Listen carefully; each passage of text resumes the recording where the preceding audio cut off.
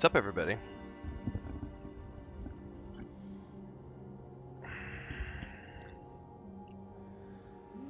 I had a nap. I woke up, I had a cup of coffee, and then we got, come here. You are not supposed to be in there. You're being a naughty little girl. Go on. You've got the zoomies right now because you're happy to be in the air conditioning. And then I have had little red potatoes, the new potatoes, cooking in the crock pot in the slow cooker for the last 4 hours with garlic and onions and olive oil and spices. And Chris went out and got some grilled chicken. So I just had a massive lunch / dinner of grilled chicken with tamarindo salsa and some delicious homemade slow cooked potatoes and a second cup of coffee, which is almost done. So we're good to go. We're settling in for a few hours stream, kids. So buckle up, put your big boy pants on. We're going to be here for the next few hours, assuming no internet hiccups. If there are internet hiccups, I will sort them out and we will continue to play as, at least I have a few hours scheduled for this. Let's go. Update on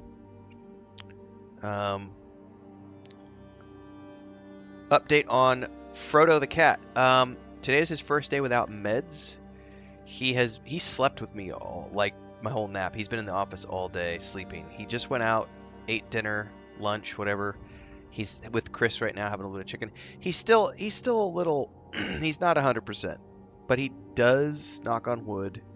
Today's his first day with no meds. He appears to be on the mend. We should not, we should still remain cautious over the next few days to make sure that it's completely out of his system.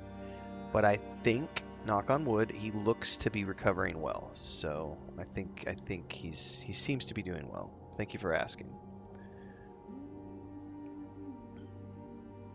Naps are always good. I also just spent like an hour trying to get audio alerts set up through Stream Elements. And it was not working. I couldn't get it to work, so I'm going to have to watch some other tutorials. Because I was trying to get audio alerts so that when people do like super chats and memberships and subscriptions and gifted memberships and stuff, I don't miss that stuff. Because right now there's no audio cues, so I only see it if I happen to catch it scroll by in Stream Elements. So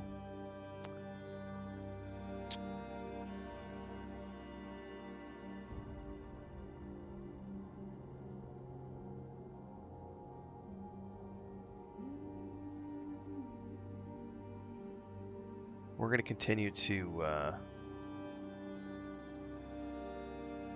Oh, you know what? I can filter some stuff in here.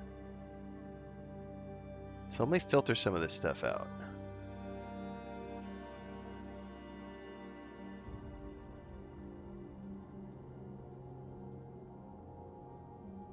See, it's missing YouTube from this as well.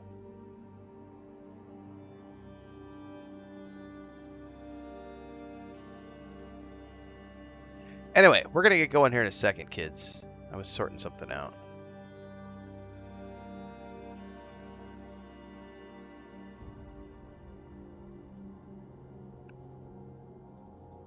Alright. That actually looks better. Now I've sorted... I didn't realize I could filter it that way. Maybe we're good. Alright.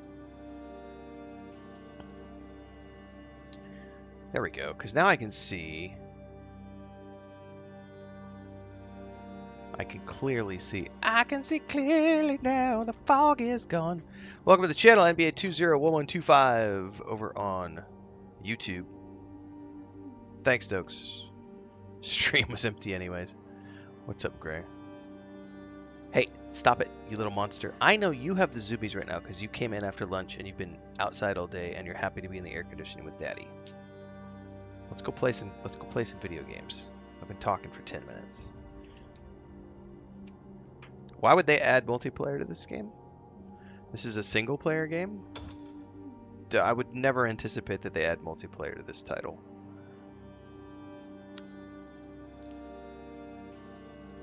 It is a single-player RPG. Come on, go over to bed. Don't be sitting on my... Nope. Nope. Nope. Monster. What's up, T-Row?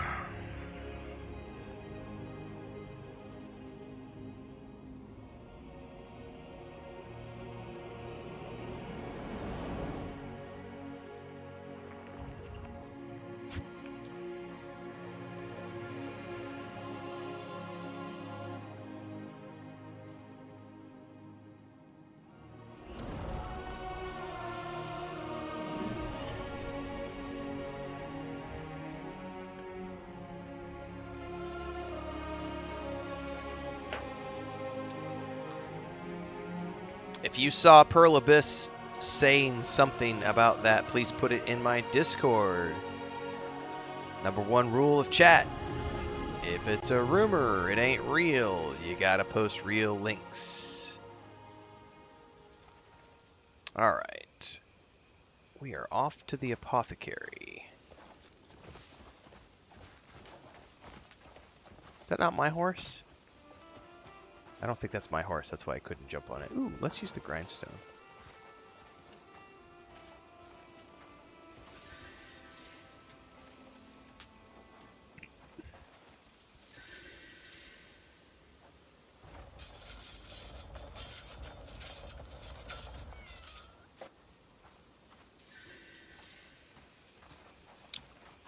Do I have any...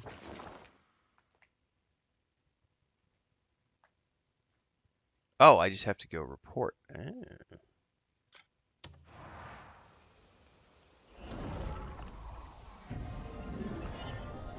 The cat does have armor. Have I gotten more than one pet? I have. I have indeed. I have a dog and a cat. What's your opinion on mods for game? Mods are great for games. Go forth and use them if you want to. Not all games need mods. Not all companies want to use mods.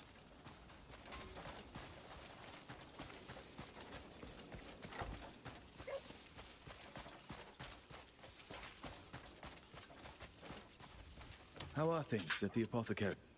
You talk to them. You just knocked this stuff down, sweetheart, and you're opening the backpack because you know how to open Building zippers. trust like this always pays off in the end. You little shit nugget. Come on, Good that's mine. work. This will do wonders for our reputation. That's my nice backpack for traveling and my doctor stuff. So, no.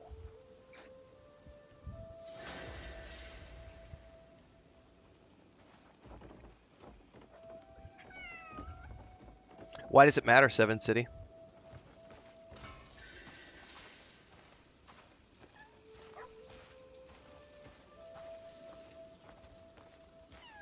That is my cat in the blue outfit, yes.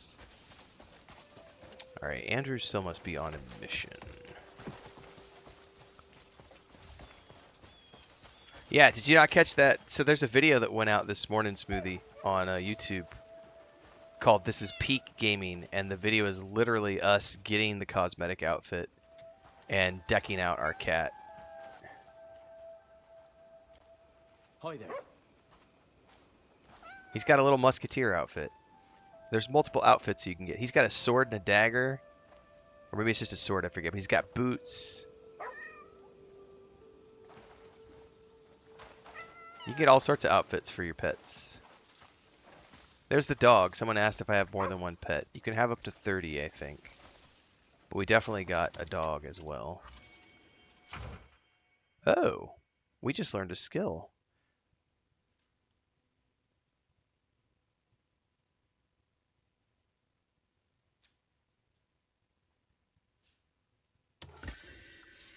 Really? Press to strike an enemy with bare fists. Oh.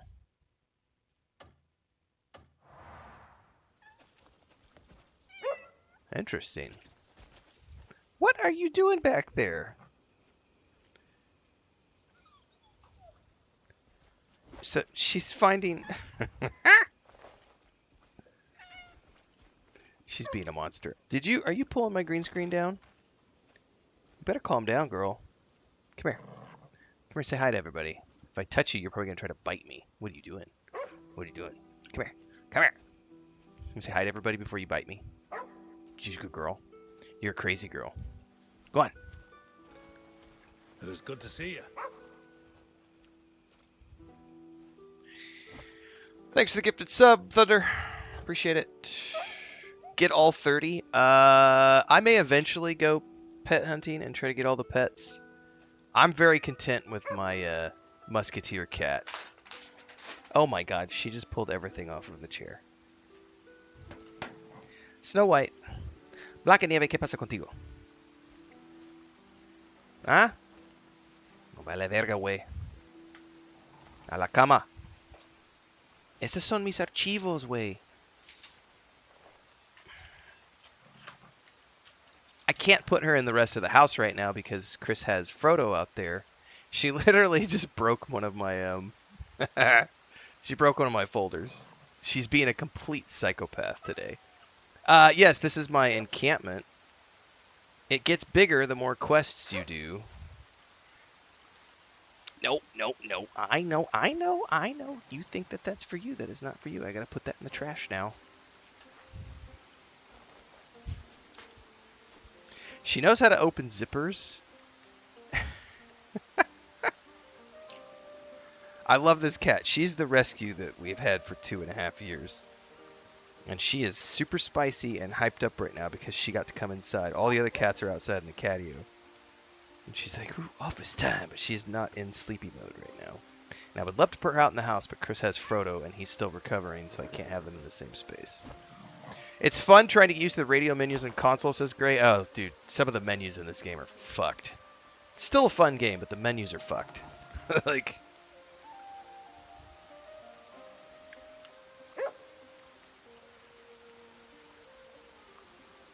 Alright. Well, these guys are still out on a mission, so I can't...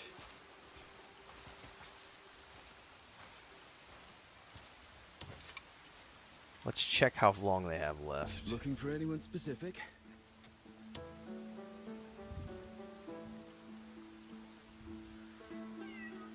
They have... How much longer left do they have on their mission? Does it say? Open details. No, that just tells me what they're currently working on. Looking for someone with speed, strength, or maybe a drinking mate. There it goes. 11 hours. So I should be able to sleep for 12 hours and they will be done. And then I can turn in that quest to Andrew because I've got the wood that he needs. Oh, I've got a big old piece of hardwood for Andrew. What's up, John Coons? Now's not the time to sleep. Ah, see, I'm not tired enough. Well,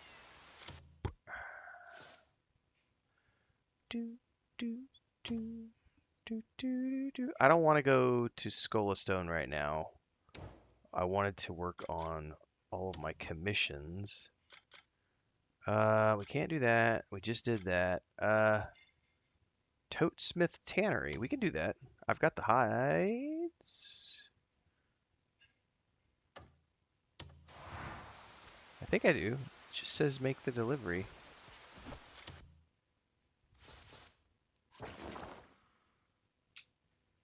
Have I been down there? I do not see any teleport stuff down there.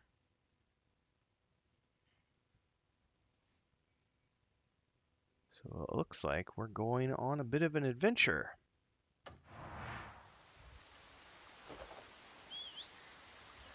Dude, Dark Lord, laughing my ass off at that yellow paint rant video. Dude, have I seen a Chonkers cat? I have seen 2 Chonkers cats, Shadow Direwolf. There's one called a moon cat in the first town that you come to, whose name escapes me. But you pick him up, it's called a moon cat, and then you pick him up and it literally says fat cat, and he is huge. He is a chonky boy. Dude, I am not I'm not gonna let up on that stuff, Dark Lord. Anytime I see an idiot making a video about that kind of shit, I am immediately gonna make a response video. Because that is some of the most disingenuous shit I have ever seen. And the bigger I get with my channels, the more I am gonna fight against that kind of misinformation. And I think there's a handful of creators who are doing it, and the worst part about it is they are discrediting the hard work that a lot of those media outlets put in. And those people are equally they're just as much gamers as you and I are. Come here, Blanca. And to sit there and claim that someone's not a real gamer because they follow yellow paint, or to claim that someone isn't a real gamer because they took longer to complete a puzzle, those fuckwits need to no longer be able to make videos on the internet. Or at least have a big warning label that says, this video was made by a fuckwit. Because that kind of shit is so disingenuous. Get good, gamer! This is a game for people who don't want hand-holding. And I'm like sitting here going, there's yellow paint on every fucking quest objective. There's glowing blue, hang on, I need to actually get these guys really quick. There's glowing blue stuff everywhere. There's particle effects off of every single thing you touch.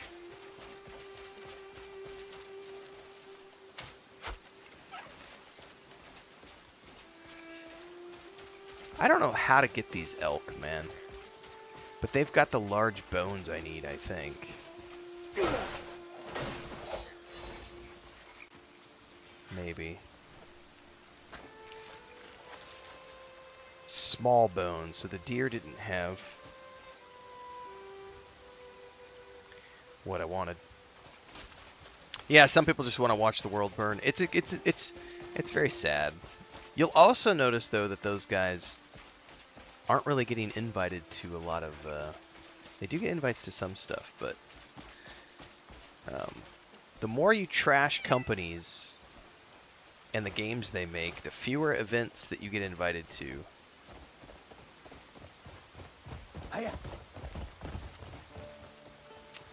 I think the big problem is when certain YouTubers or streamers, when they get big enough, they think that their YouTube channel and audience means that they are more important than other people.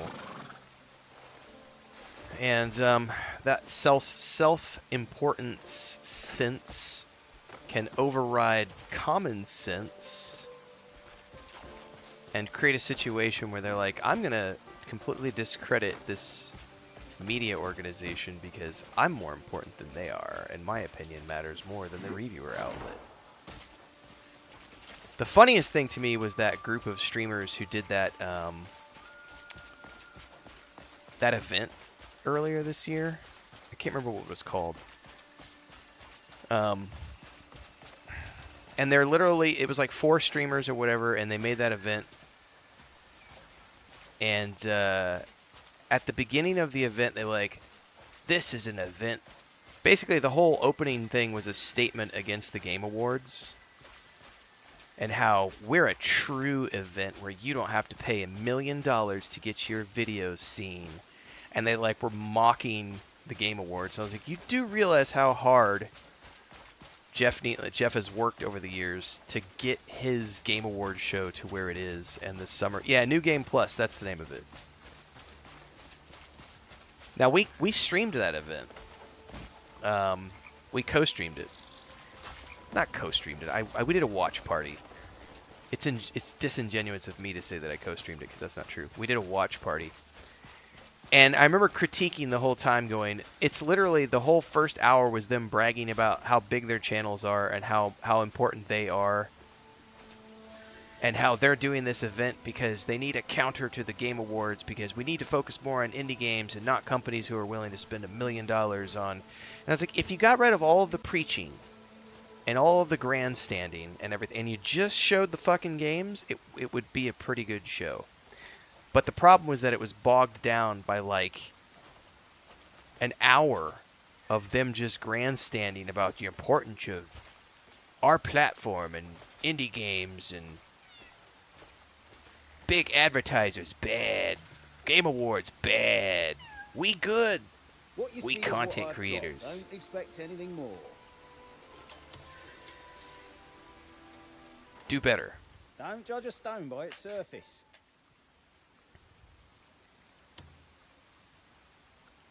You're excited to play Starfield for the first time on the PS5 Pro on April 7th. I, too, am going to be playing Starfield on the PS5 Plus, PS5 Pro, sorry, on April 7th, even though I already have hundreds of hours in that game. But I'm glad to hear it. We are going to have a great time More together polished playing gems than usual Starfield have come my way today. on the PlayStation.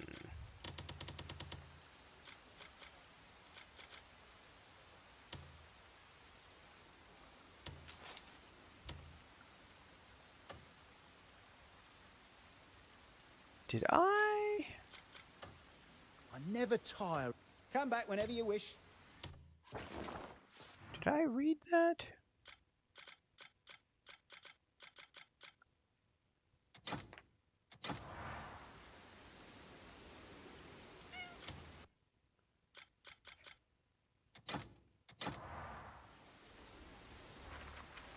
I did read it. All right, we're good. Let's sell that. I never tire of the feeling of stone in hand. You can set your own POV, Stanky. I don't know. Like, I don't know how to help you. There's like 5 POVs that you can set. Like, you can adjust the POV to whatever you want it to be.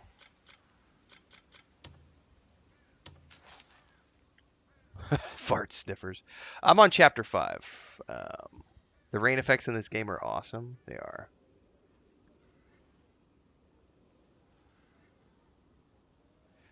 Yeah, we are doing some more Crimson. The traffic's too good to Mere pass up. pebble remembers the ages it's seen. I was going to play some Starfield this afternoon, and I was like, you know what? We're going to be playing a boatload of Starfield next month.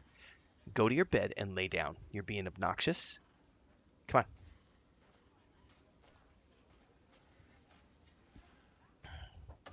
I bet it won't be long before I see you again.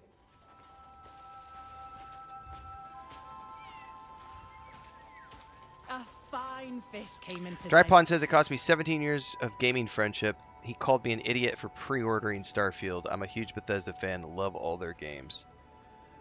Morpheo just redeemed a Renfail rant. What are you... What... What are we ranting about? I may be ranted out. We had a good rant earlier today. We've had multiple good rants. You redeemed 5,000 points, Morpheo. What do you want me to... No. You gotta pick the subject, man. Pick the subject, please. And it can't be yellow paint. We've done yellow paint twice. I'll let you pick. You redeemed 5,000 points on Twitch. You definitely have the choice, sir, madam. I can't pick. Some fine leather. But why give all this to It's us? all good. Take your time. A gift from the Greymaids.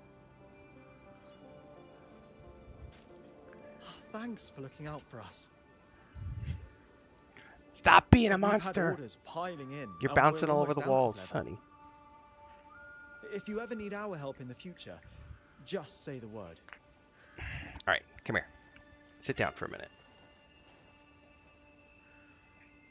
Sit down for a minute.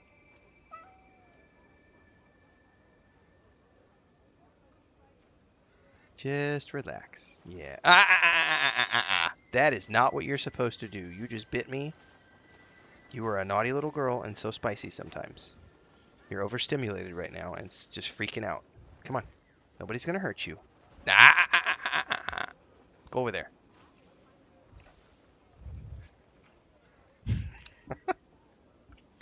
Oh, you kitty cat. Oh, she just hissed at me. She's mad because I'm taking her backpack away. You looking for a kick up the arse?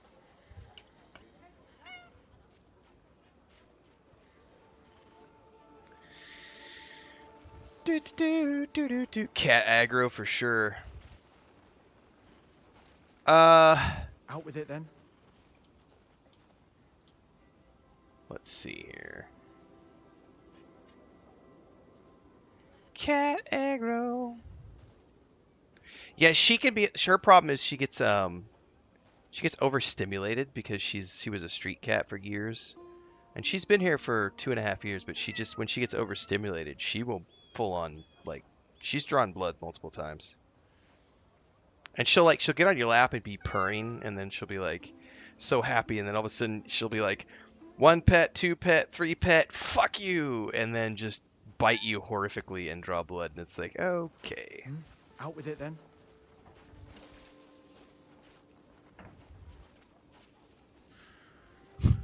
Jeez. I hung the backpack on the door, and she just jumped on the backpack and is hanging from the backpack.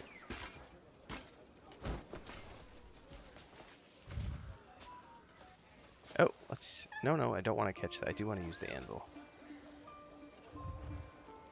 I need a cat cam for her.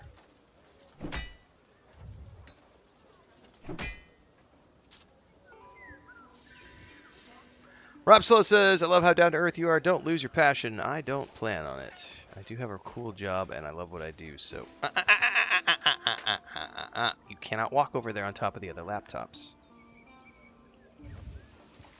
Can I get in from the window? Sometimes you can open these windows.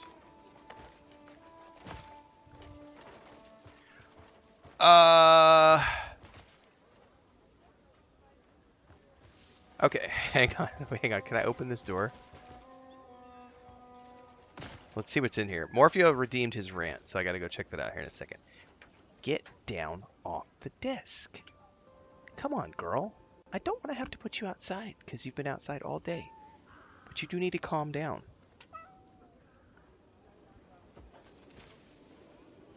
Alright, guys. Apparently he has to use the privy. Sounds like she needs a quest. She does need a quest. She needs to calm down.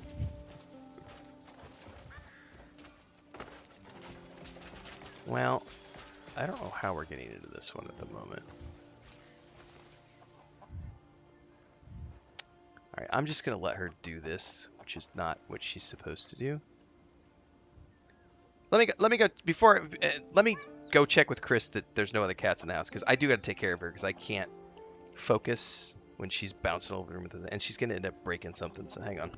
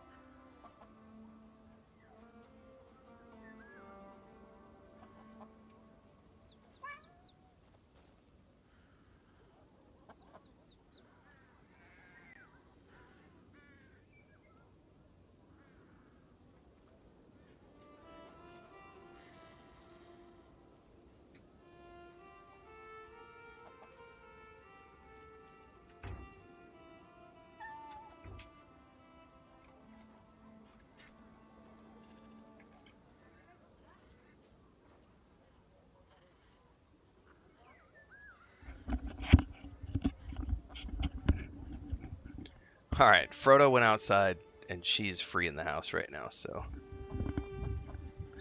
Let me grab my notebook, because this is going to require me to timestamp and stuff, so.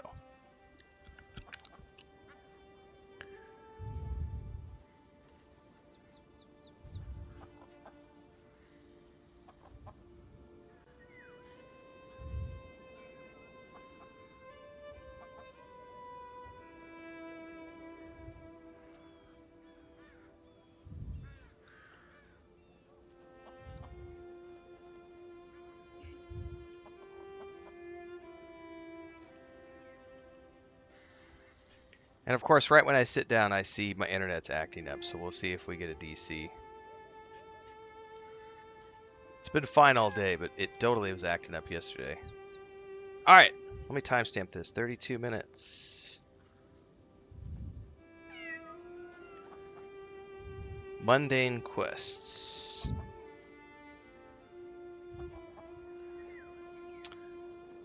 So, 6 Morpheo over on Twitch just redeemed a Renfail rant for 5,000 channel points. Let's hear your thoughts about people who think more mundane quests are pointless in a game like Crimson Desert. They sound like ADHD guys who can't enjoy a more slow-paced adventure unless there's fighting or bosses involved. That is a great topic. There is an aspect, an element of the instant gratification generation at play there, because people have been so ingrained by all these other games that you got to go fast, you got to go now, you got to go, go, go, go, go, go, go, gimme, gimme, gimme rewards, rewards, rewards. I need things, I need flashy things, I need pop-ups, I need rewards, man. I got to see new loot, new gear, new blah blah blah. There's an aspect of that at play. But I think there's also, it's funny that because people will say they want more content in a game, right? But when a game developer provides content in the form of quests, I have literally seen, and so Cassis Plays has talked about this as well because he's had people rant on his channels. I have specifically seen people when we were playing, it was during Shattered Space for Starfield. We had people come in and say quests aren't content and dialogue isn't content. Cassis Plays has also seen this. He did a Twitter post, a Twitter X post, I want to say maybe 2 months ago on this exact subject of people who don't think that quests or dialogue is content. For them, content is loot and boss fights. And this goes back to the discussion we had last night about adjusting your expectations for Crimson Desert. Now, this applies to many games because we see this a lot. But the developers, Pearl Abyss, did a really good job in the press leading up to the launch of this game of telling people this is not an RPG. This is an action sandbox game. Do not expect narrative RPG elements. It's an action sandbox game. Action sandbox games are not known for having narrative-driven quests. So if you're looking for something where you're expecting to see Mass Effect style or Witcher 3 or Fallout 4 style narrative where you're getting these huge quest lines that have, 15 hours of 20 hours of content following a single storyline with NPC companions and everything else, that's not going to happen in an action sandbox game because it's not a narrative RPG. But you have people who came into this game with the expectation that they were going to see that because they didn't use their brains and they weren't paying attention to what Pearl Abyss was saying. And that's because their ADD brains were like, but Crimson Desert, but they don't pay attention. So there is a problem with people not paying attention, but there's also a problem with people who have gotten so ingrained with games that provide them with dopamine hits that when they do play a game that slows things down, they'll say things like, this game is boring. I don't like the quests in this game. Quests aren't content. Dialogue isn't content. And I would just say that is a reading comprehension issue, a comprehension issue in general with those types of players. We have a saying in our community, which is only boring people get bored. Any person with an average IQ or better than average IQ will always find things to do and things to be excited about when they play a game. Now, not every element of a game is going to be perfect. We've talked about this before, nor does a game have to be perfect. We've talked about that before. Like, you can have a 5 out of 10 game still be an entertaining, fun game to play, even if it's not a 10 out of 10. It's like going to a restaurant. I said this morning. You order a 5-course meal. You're not really a fan of the way they make their Caesar salad dressing, so that 5-course meal has one thing you don't like. Maybe the steak isn't cooked exactly the way you like it. Maybe the iced tea has a little bit too much sugar. So there are 3 little things that are off with that 5-course meal, and if you focus on those things and it ruins the whole meal, that's a you problem because talented people made that and presented it, and you bitching about those 3 little things and not enjoying the scope of what has been offered to you is totally a you problem. So Well, the thing is this is not a single-player MMO. That doesn't exist. Single-player MMO is a figment of your imagination. MMO literally stands for Massively Multiplayer Online. Crimson Desert is not a massively multiplayer game. It's not multiplayer at all, and it's certainly not an online game. It's a single-player offline action game. So, yeah, it's not an MMO for single players. That doesn't exist. So let me scroll up here and check the chat. The mundane quests work great with my ADHD. I was comparing more about the dopamine addicted fellows who can't enjoy simpler things. Yeah, so when you have a big game with lots of things to do, anybody who is a dopamine fiend is going to get bored really quickly because boring people get bored. Everybody else has fun. But again, it comes back to, I see it in so many story-based games. Like, I did over the holidays, we were playing a lot of Skyrim over the Christmas break. And there was a video I made where I clipped a video out, and it was one of, I don't know, 15, 20 videos that went viral over the holidays. But the specific one I'm thinking of is, it was me opening a book and reading the dialogue in like a character voice in for Skyrim, right? And I think the title of the video is like, I read books in Skyrim. And if you go, that video got millions of views. And between Instagram and TikTok. And if you read through the comments, there is a huge swath of players who are saying things like, if I wanted to read a book, I'd go to the library. And it triggers that meme in my mind when you got the Duke Nukem dude. That's a lot of text. Too bad I'm not reading it. Because there is a certain group, a certain subset of gamers who think that dialogue isn't content, and they don't want to read. They will spacebar through conversations. They will. Do you know what you could do in this game? Hold up a second. I don't know if I can do it in a general conversation. Let me check here really quick, because there is an option in this game to like speed things up. I don't know if I can do it in a normal conversation. Every grain tells a story. No, I don't Do you think I have a can. favourite? It has to be like a I'll be conversation here if you ever need a cutscene lucky with like charm. one of your NPCs or something. But there's literally a button that'll show up in the bottom right of the screen when you're playing Crimson Desert, and it said fast forward. The fact that they put that button in the game to cater to that, that's a lot of text. Too bad I'm not reading it. That's a cutscene. Too bad I'm not watching it. Like, there's literally a button in this game to allow people who don't want to watch cutscenes to just fast forward through it. Now, other games, you might be able to skip it. I don't think they allow you to skip in this game, so they just allow you to fast forward. There is a certain subset of gamers who don't watch cutscenes. They don't read the text. They don't pay attention. All they're paying attention to is, where does the flashy thing on my map tell me to go? And that's the dopamine players. They can't be bothered with why am I here? Story doesn't matter to them. They don't give a shit about the characters. They don't give a shit about the world building. They don't pay attention to any of the little details in terms of world building. We've talked about this in other videos where it's like, when you go into a dungeon and there's like books on the floor in the corner, and there's cobwebs, and there's some gold coins, and there's all this set dressing, right? If the set dressing wasn't there, you would totally notice it. You would be like, oh, this looks like absolute dog shit. It's a bare bones room.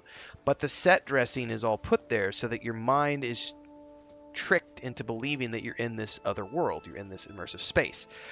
But there's a subset of players who won't ever pay attention to any of that work, because they're paying attention to that waypoint that's telling them, run over there, follow that marker, and go over there. And as a result, they're not paying attention to all of that. And the funny thing is all of that artwork, all of those assets, all of the VFX and the lighting and the shading and the LODs and everything else that makes that room, this little camp, that makes this camp look lived in, all of these little items, these assets, were handcrafted by talented artists. And something like this represents hundreds of man hours to get the assets created, the placement of the things designed, the lighting working properly, the SFX working properly, the VFX working properly, the colliders working properly so that your character doesn't bump into things in the wrong place or clip through certain things at certain times, so that the doors are locked and not open, so that you can climb through windows, so that you can jump on rooftops and climb around things. Like, all of these things have to come together. And those dopamine players who are like, that's a lot of text, too bad I'm not reading it, they're never going to appreciate any of that, because they're literally just on their way to the next dopamine hit in the form of a quest tracker, or AKA yellow paint. Yeah, I had to bring up the yellow paint because of the fact that we have some people talking about it. Blaster brains. So yeah, it's an issue. It's a multiple source issue. It's not just one thing. It's a combination of elements. But it really does come back to boring people get bored easily. That's really the easiest way to think about it. Normal people, I can tell you the way I look at fetch quests, like the mundane fetch quests. If you didn't have them, the world would feel empty. The reality is that in a game like this, where it's a really, really, really big game, the element that people are complaining about with mundane quests is the same thing they complain about in a game that does procedural generation, right? Too much of the same thing. And when there's too much of the same thing, it can become noticeable. So whether it's No Man's Sky having the same exact interior layout for every single space station that you land on, or whether it's Cyberpunk 2077 having a radiant quest system where you're driving around town and the cops need you to help take out 10 bad guys, and then you drive 5 blocks and the cops need you to take out 3 bad guys, and you drive 10 blocks and the cops need you to take out 3 other bad guys, and over here is a cyber terrorist guy. And like, those types of radiant quests in games, or procedurally generated content, fetch quests, repeatable quests, that stuff can feel like filler to the people who don't like to do it. But if it wasn't there, the world would feel empty. And when you have a big ass game, you need stuff like that to pad in the spaces in between the handcrafted stuff so that it feels real. It is not realistic to expect a developer to create thousands of handcrafted, like, top-notch quests, right? It's like the gourmet chef thing I always talk about. Any gourmet chef will tell you, any Michelin-starred restaurant will tell you, there's times when you want to make sure that you're spending 30 minutes to cook that perfect steak, but there's sometimes we need to throw 15 potatoes in a pot and boil those bitches so that you can make mashed potatoes. And the act of boiling 15 potatoes is a mundane, boring thing that nevertheless has to be done to create the overall 5-course meal when you're preparing that special whatever type of, pureed potatoes that you're making. And the same thing applies for, like, fetch quests. They are a necessary component of making a big game feel lived in. Every game does fetch quests a little bit differently. Every game does mundane quests a little bit differently, but they all have them. The exception, I shouldn't say all, there is an exception to that. Certain games don't need them. Here's an example. God of War Ragnarok, the most recent game, those are very linear adventures. They represent 40 to 50 hours of gameplay. They don't need mundane fetch quests because they are not meant to be massive games where you spend hundreds of hours.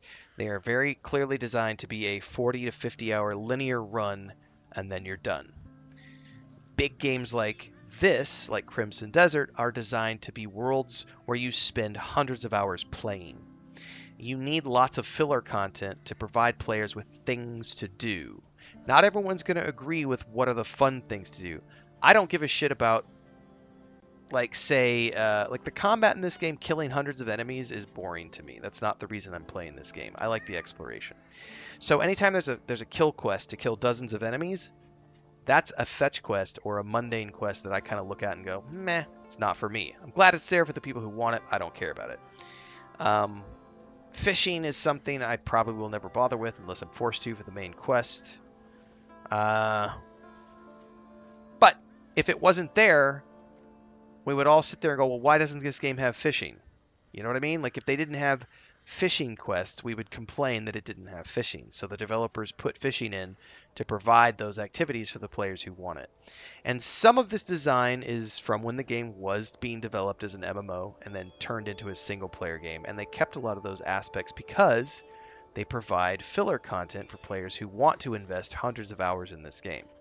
I am not one of those people, by the way. I've been very open about the fact that this is going to be a one and done thing for me. I anticipate 80 to 100 hours, but by the time I get to April 7th, I'm off to play Starfield on the PS5, and I've got other releases that we're playing like Returnal, Saros, and other things. So I have a very limited window in which I am playing Crimson Desert. So I have no desire to play this game for hundreds of hours. I'll get what I get, and then I'll move on to the next game, which is what I do for many of the games because this is my day job, play lots of games.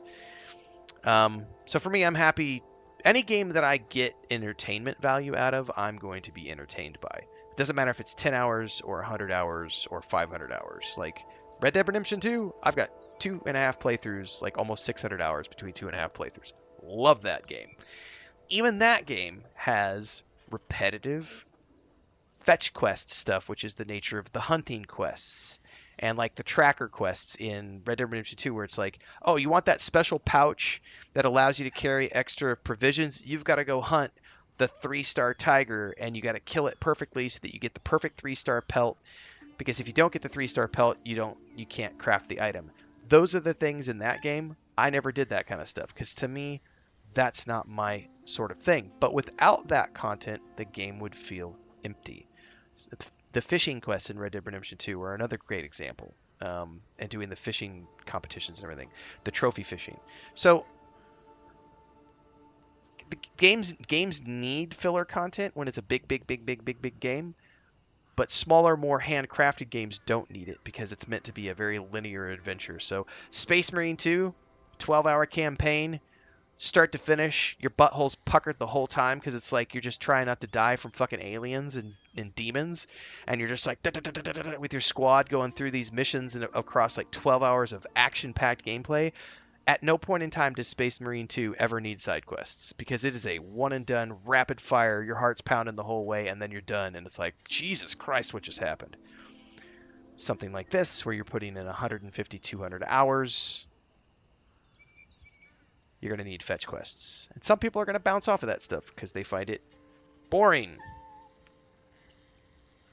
I don't like fishing in some games. I guess I'm a boring person by my own admission. I like fishing in some games, just not in others. Anyway, hopefully that answered your rant. That was a good 20-minute redemption of a 5,000-point Renfail rant. You too can redeem a Renfail rant if you're watching on Twitch. We are always live on YouTube, Twitch, Kick, and TikTok.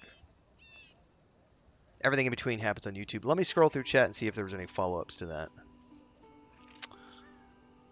I have a friend who just likes to chuck dice, says Dokes. Nothing wrong with that.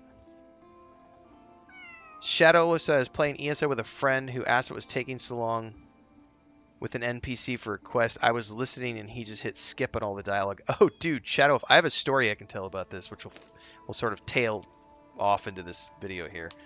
When I used to run raids back in the day when MMOs, it was a big thing for me where I would be in voice chat telling people, don't click the fucking buttons. Don't click on the NPCs to start encounters. I'm the raid leader, and I am reading the dialogue and I'm watching the cutscenes. And there's invariably always some dipshit in the raid who wants to click. He wants to skip the cutscenes and click the button to start the encounter. And I'm like, bitch. And so I appreciate when games gave raid leaders the ability to like not let anybody touch anything or do anything. Because back in the day, before we had the tools to curb that shit, it was really annoying because you'd always get somebody who would do the, a Leroy Jenkins moment because they don't want to wait for the person to read the things. Final Fantasy XIV, the first time I ever played Final Fantasy XIV, which is a while after the game came out, I was a new player trying to go do dungeons. And so every time you go into a dungeon in Final Fantasy XIV, there's a cutscene that plays. And I was watching every single one of those. And every single time I would get done with a cutscene, the group would be nowhere to be found. Because they're on their daily grind. And they're already 5 minutes into the dungeon. And they left me in the fucking dust. Because I'm always a new player watching the cutscene going, ooh, what's this dungeon about? So I totally, I recognize that.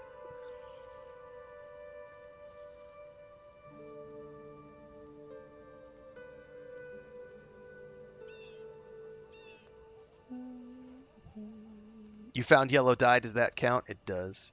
Real life has plenty of fetch quests, says Shiny. How do people live in the real world without doing their shopping? Oh, we talked about this before. Back when I was designing the MMO, Shiny, I had a blog post that we did called, oh, fuck. I don't remember the name of it, but in that video I talked about how no one wants to hear about Thor going to the grocery store and buying a gallon of milk or a roll of toilet paper, right? We want to hear about Thor grouping up with the Avengers and going out to take on Thanos. We don't want to hear about Thor doing mundane, stupid shit. We want to hear about Thor doing the adventures. Because in real life, we have enough fetch quests that we do in real life that we just want to focus on. When we watch a movie, as an example, or read a book, we want to see the epic stuff. If that makes sense.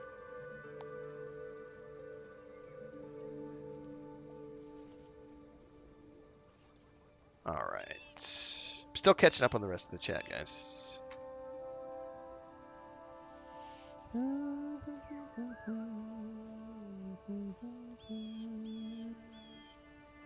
Greyforge says Perlibus CEO has stated additional content and DLC will include multiplayer online mode. That's surprising to me. I would need to go read that. You missed the rant. Can I start over? Ha!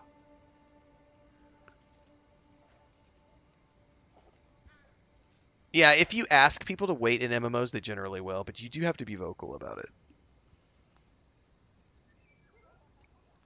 We were already at the cat manor last night, and that's how we got our outfit for our cat. Anyway, that turned into a 23-minute rant. So congratulations. Mundane fetch quests. What is the point of buying the same game on multiple platforms? Asked Jules. Just because I want to. I have disposable income. Specifically for me, though, because I know you specifically asked about Starfield, it's a simple answer for me. I have a built-in Bethesda audience because I play lots of narrative RPGs. And for me, when a game like Starfield launches on a new platform, I know that I'm going to get a certain amount of people who are going to watch those streams, and more importantly, all the game guides that I created on YouTube for the Xbox, I'm now going to be able to make those guides again for the PlayStation 5 version of the game, and I will be able to make money off of that. So for me, it's a business thing. I make money creating guides on the internet and streaming games. Therefore, if a game comes out that I have a good audience with, it would be stupid of me not to play it on the new platform, because I'm going to make money off of that. So why would I want to? Yeah, right. I own, like, Fallout 4. I own the Game of the Year edition on the Xbox, and I own the Anniversary edition on the PlayStation 5. I'm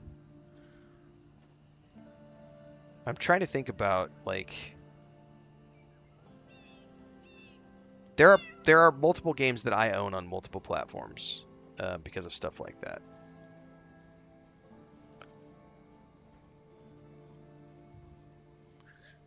Eloy says, buenas noches, sinceramente, honestamente merece la pena que versión de ¿de este videojuego? ¿O de qué estás hablando? ¿La versión de qué?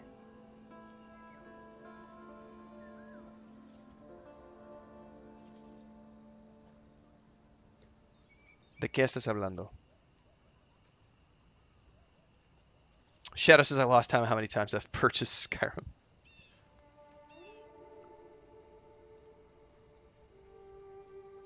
I own multiple copies. Oh, I can tell you, like, Knights of the Old Republic, I own Knights of the Old Republic 1 and 2 on... I own physical copies somewhere. I own copies on GOG somewhere. And I own copies on the Xbox. La versión de este videojuego? Ah, pues... La única diferencia entre la versión estándar y la versión especial son cosas como esto. La armadura Nada más. So, es armadura y es ropas. Nada más. Entonces, si esos tipos de cosas son muy importantes para usted, bueno. Pero realmente no hay diferencia entre las versiones, aparte de ropas y armaduras cosmética, ¿no?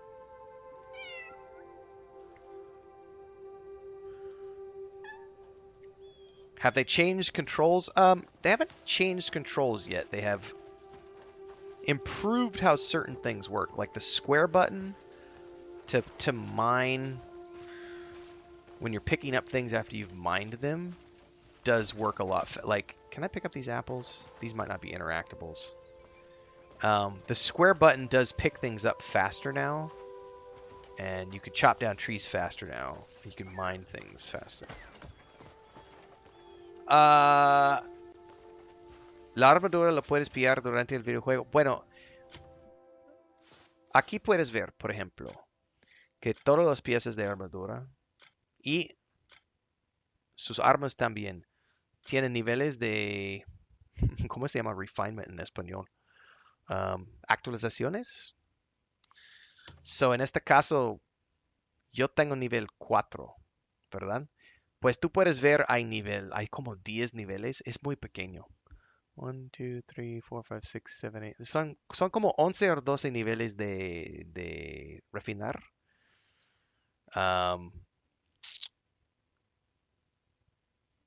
Yo no sé si eso vale todo la duración del videojuego, porque yo no sé cuántos niveles hay.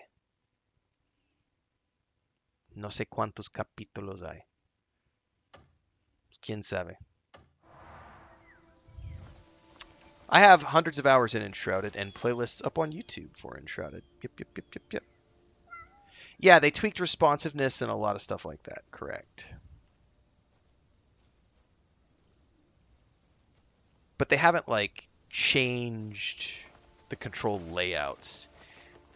And that's something they definitely need to work on. And they need to allow us to be able to, like, map our own keys. And the big thing for me is I'm older, and I've seen this complaint crop up a bunch of times. Why the fuck can I not go into the accessibility options and increase the size of the text any bigger than whatever their 100% is? Because 100% is not big enough for me. Like, even with my glasses, the font size is too fucking small. They are seriously lacking a lot of accessibility options in this game. And yes, that is Spanish.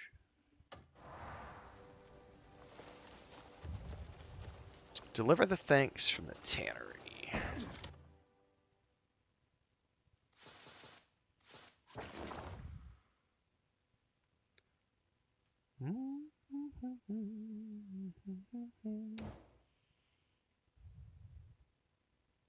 Oh, that's over here. My bad.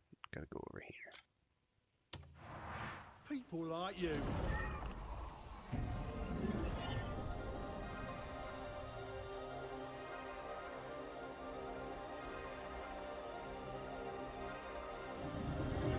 I don't. The camera angle doesn't bother me. Like, I couldn't care less. Like, I would prefer, certain games I like to play in first person. If you notice, like all of my, every time I play, like Enshrouded, I prefer first person. I prefer first person in all of my Bethesda games. Most of the time, I will play first person if you give me the option. This game, it's designed to be an over-the-shoulder game. You do have multiple POVs that you can choose from.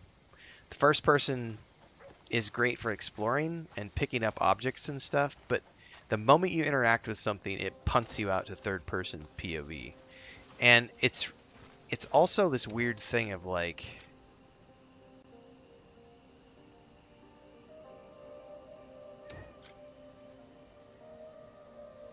because you can't do combat.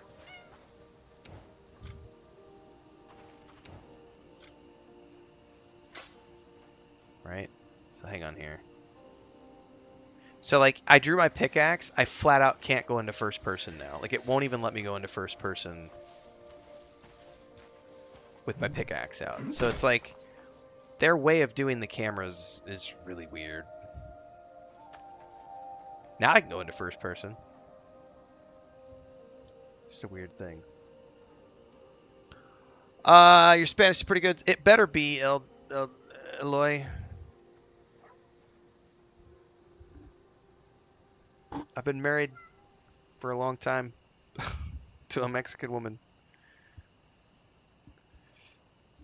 It's funny, my day-to-day life is in Spanish, and only my work is in English. So all of my work stuff, which is here, is in English, but all of my day-to-day stuff here is in Spanish. It is not perfect. My Spanish is not perfect. I am conversationally fluent. I have given keynote presentations in Spanish. I did all of my immigration stuff on my own in Spanish. I did not use a lawyer. I did it myself. You made the delivery. Good work. But I lack I bet the craftsmen were verb thrilled. tense, so like future tense, past tense for verbs. I fuck that up all the time. We earn the favor of the townsfolk, And that's just because I've and they're never actually warm to us taken wherever we go. classes. I just learned how to speak it because I've lived here for so long. Chris has gamed. There are, it's not her thing, but she was a sport when we lived in Mexico City, before she had all the animals and everything else. There are streams on the channel. You can look them up. She played, it was about 3-month span. She played World of Warcraft, EverQuest 2, and Lord of the Rings Online with me over about 3 months. And I streamed all those sessions. She also played Red Dead Online, which we did not stream. But she did play games with me for about 3 months. She also has cosplayed and done 2 actual play D&D series with us. One of which was the Mines of Fendelver, and then our homebrew game, which we designed and sold, she did as well. But my wife is not really a gamer. She hasn't done any gaming since we moved here. It's been 5 years. ¿Vives en México? Pues tengo un homestead en México, cerca de Palenque. Este es donde estoy casi todo el año. Pero también divido mucho de mi tiempo con mi hermano en Estados Unidos. You've arrived. Alright, this guy should be back for me to turn in the wood to. Yay, there it is. Ah, you brought the timber. Solid and durable. Just what we need. Once the board's The other characters I don't pay attention to. I'm only here to play as Cliff, and I haven't seen anything that requires the other characters, but I do know they have their own stories that you can work on. But that's not something I'm interested in.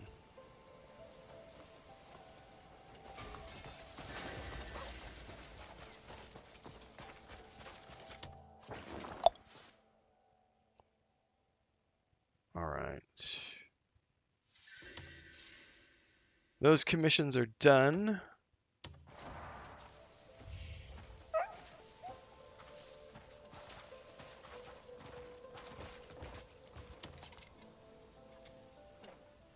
Put them to the test.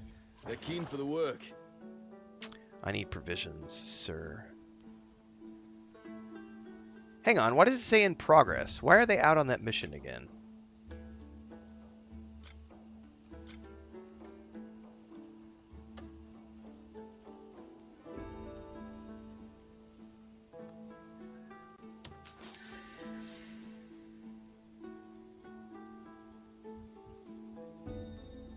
Why did they go out on that mission automatically on their own without being told to?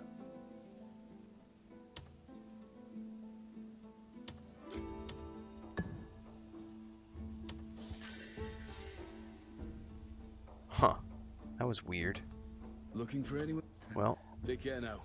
be that as it may, they are off on a mission now.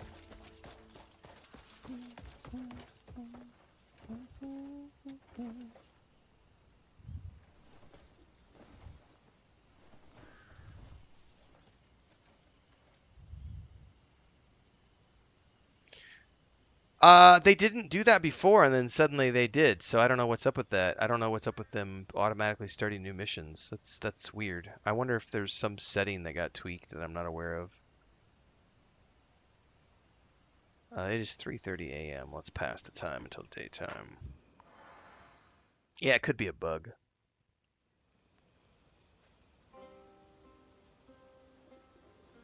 Because they definitely weren't doing that yesterday when I was playing. That's a thing that's only been going on today.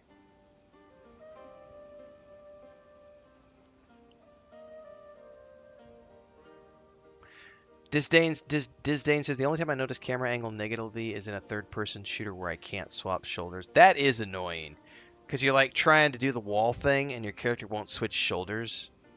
That's super annoying.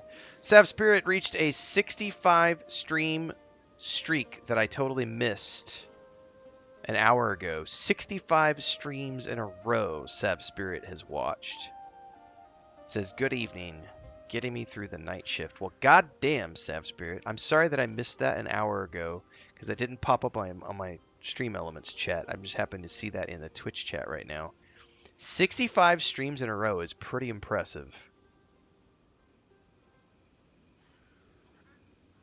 That's pretty awesome.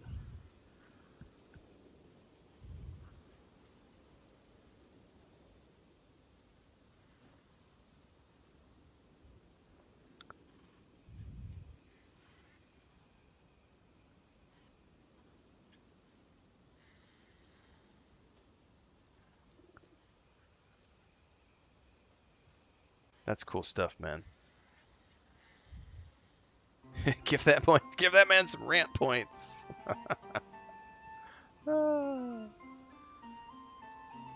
This music is awesome. I mean, I'm not here for the story. So the missions being repetitive are kind of like, meh, I don't really care. I also don't pay attention to... Dude, I've been playing MMOs for decades, and I've been playing like games since the mud days, so I don't really pay attention to things like mob variation too often, unless I'm forced to. I noticed it in Dragon's Dogma 2. Dragon's Dogma 2 was one of the most horrific games I've ever played in terms of no mob variation, and they were just having me kill hundreds of different variations of wolves. I mean, what have I killed in this game so far? It's been a lot of bandits. I've killed a bunch of bandits. Lots of humanoid bandits, and I think I have taken out some... I think it's only been bandits, right? I've killed some deer and boars and bears, but really all my enemies have been humanoids.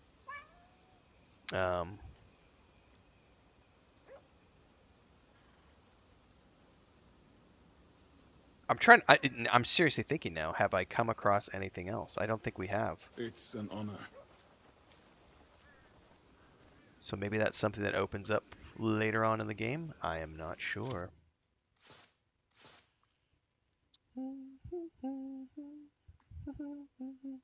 Yeah, wolves, harpies, saurians, minotaurs, goblins, just different colored versions of them. That got so boring in Dragon's Dogma 2. Ugh. Man, I might need to work on this main quest because I do kind of want to get more guys to send out on missions. But all the bandits are different colors and heights. You're not wrong. All right, that is a long ass way away from there. I don't have any teleports between here and there.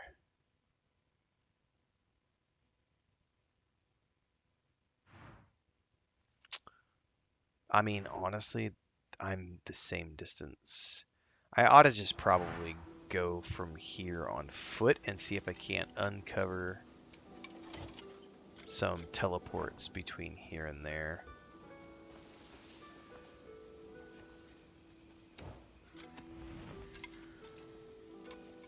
Because I'd be willing to bet there's going to be... That's like 1,700 meters away. There's got to be some teleports between us and there. So I think we're going to go on foot so that I can harvest trees and get ore because I need all of that for upgrades. Do I have any arrows? I probably don't. But before we do, everybody, I am going to go take a quick break.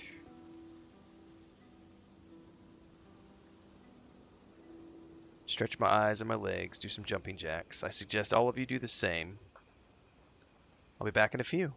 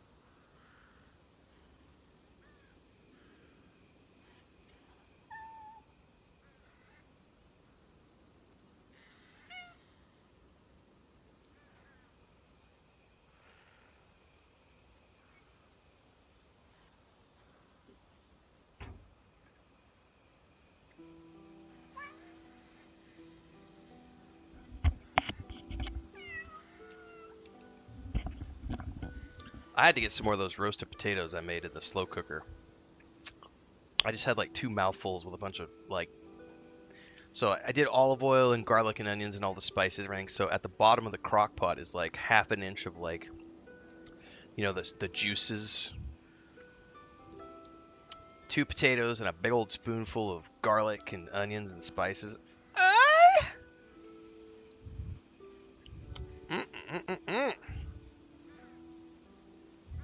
Tasty stuff. I recommend it. Power spikes are fun as yeah, that and internet outages. Big fan.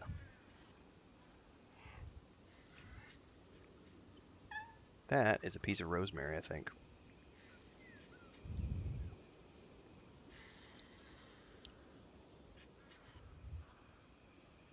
Rock crabs. Oh yeah, and the bismuth. We've seen the bismuth. Bismuth, I think is what it's called. That special resource that you have to harvest with a pickaxe, and it turns into like a crab creature that eats your face off while you're trying to mine it. We have seen that.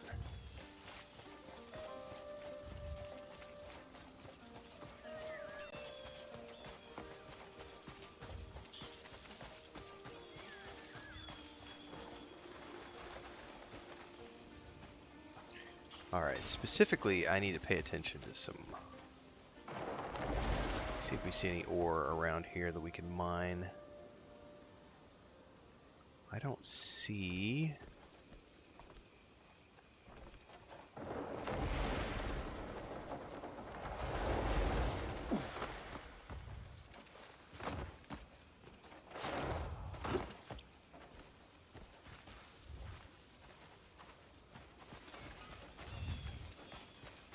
There's something over here. What is it? Bad guys of some type. Bandits! Wolves! I haven't faced these guys before. Oh, and apparently I am gonna kill them with my...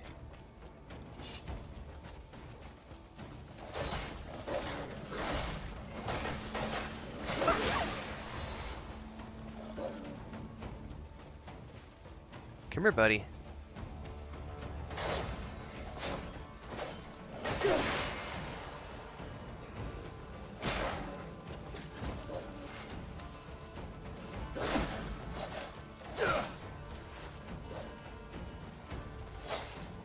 Come on.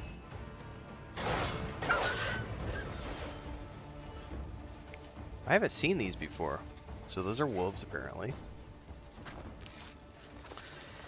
Small bones, fine meat, long hair, hide.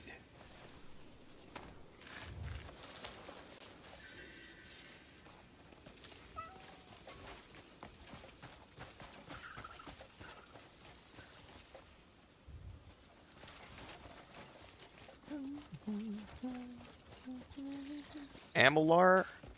Kingdoms of Amalur, I think is the game you're referring to? Yeah, it was okay. That was another game that started off as an MMO that got transitioned into a single-player game.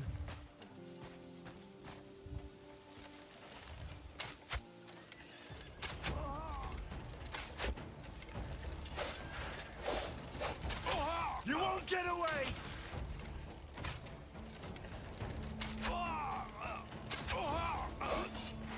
I want to try to kill these guys with arrows.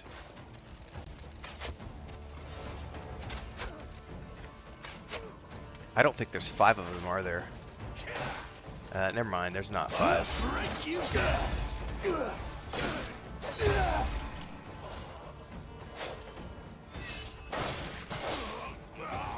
I need at least 5 of them, and I need a boatload of more arrows than what I've got.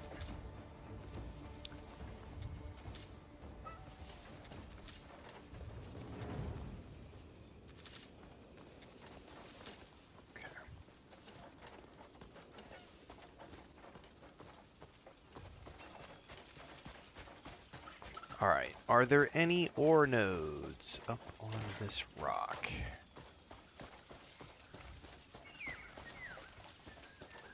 That spire is badass. We're gonna have to go up there at some point and see what's up there.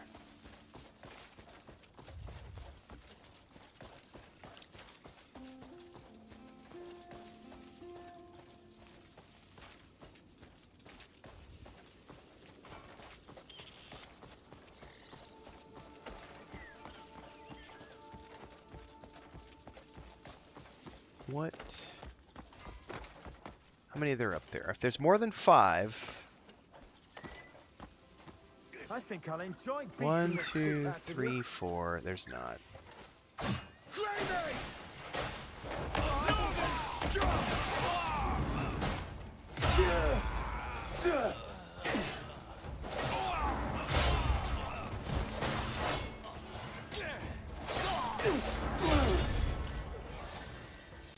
You fucked with the wrong Greymane. Biatch.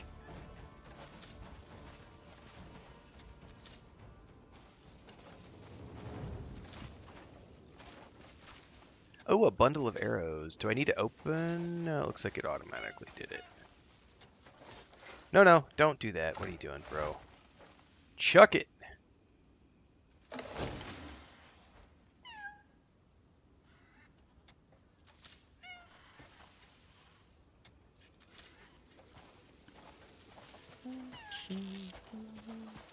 What are these? Can I kill them?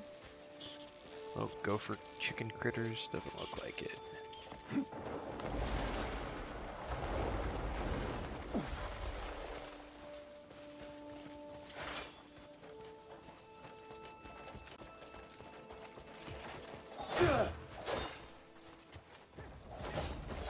Oh, come here, you fucker. Oh, no, hang on. There's more than there might be 5 here. I want to get this challenge, damn it.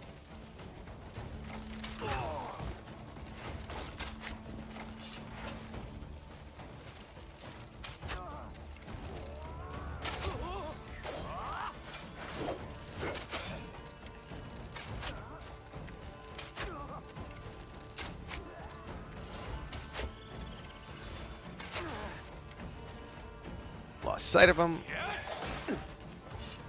I got a timer.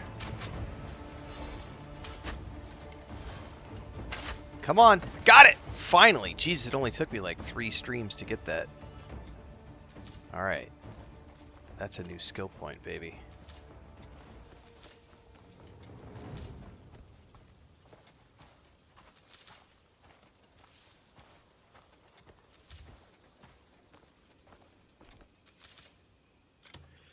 Okay. Have I encountered the Ent tree creature? I have. Yep, yesterday during the evening stream.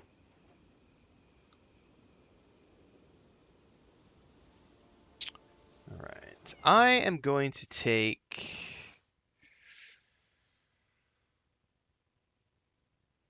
Oh, I need 3 for the next rank. I'm going to bump my stamina up 1 more. So I have rank 4 stamina and rank 4 health now.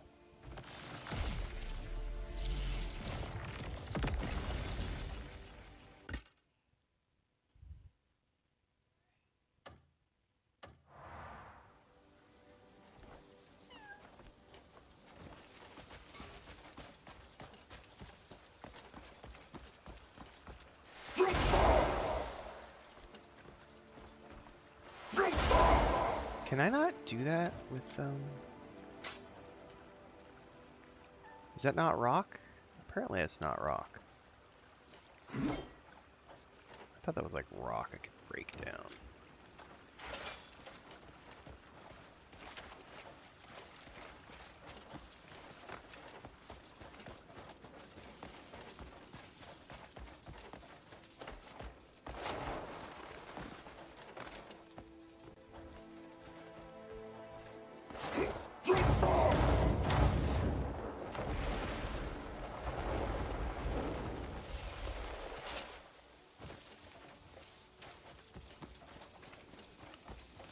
Not seen any ore over here at all. No copper, no iron. A little disappointed.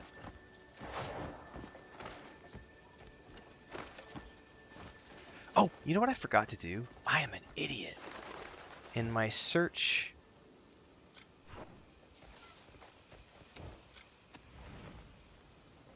Pull out the fucking lantern, dude.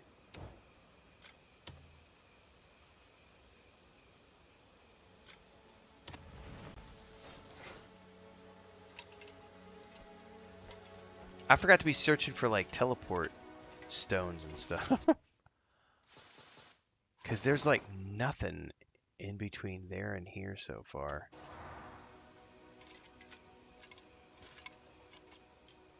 I don't see any glowing dots either.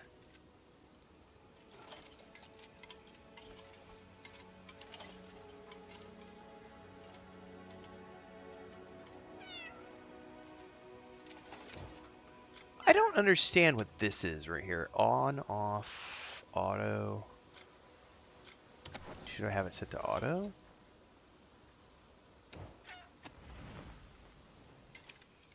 Huh. There it is. There's a glowing dot right there. Alright, that right there is definitely something. That's probably an abyss artifact.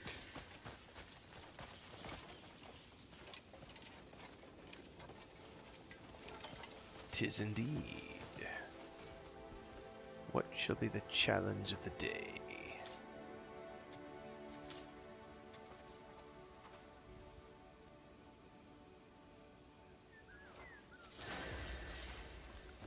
Yeah, I haven't found any, Gray.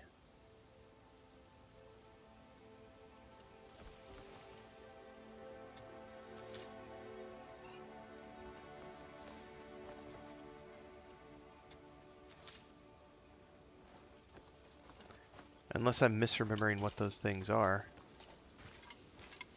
Like, I just haven't found anything. He's got a logging axe. Can I talk to this dude? No. Sword flash works better than the lamp? How so? You've just squandered your last chance. You're dead.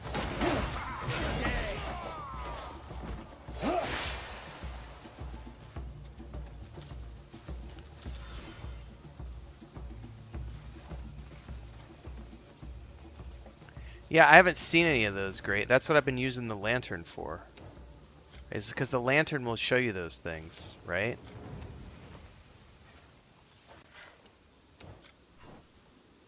Like, it's supposed to show you, like, those types of... Or at least that's how I found them in the early stages of the game, was, like, using the lantern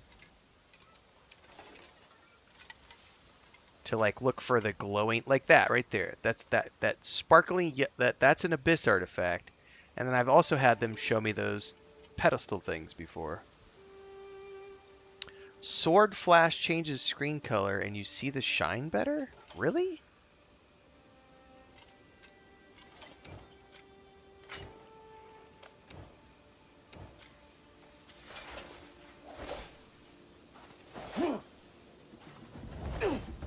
I don't remember how to do the goddamn...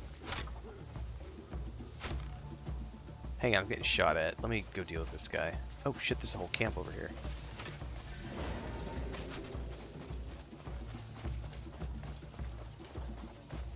Howdy, boys!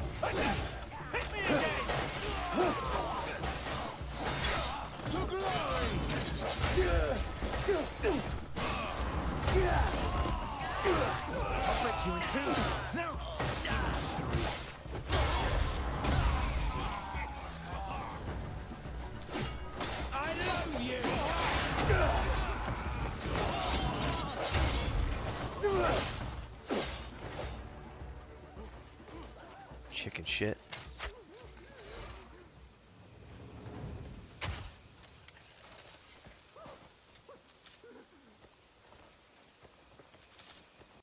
Yeah, I've never done the sword flash to, like, blind enemies. I've never been able to, like, get it to work the way I want it to.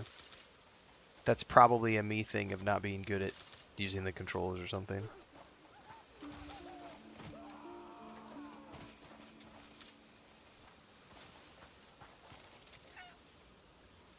Inventory is full. That's no good.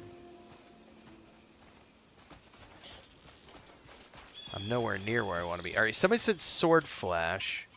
Sword flash is these two buttons, right? So that's what you're saying? That right there is something? That right there is, I'll be damned, that does work better than the fucking lantern. Does it show you the same things as the lantern, or is that something different?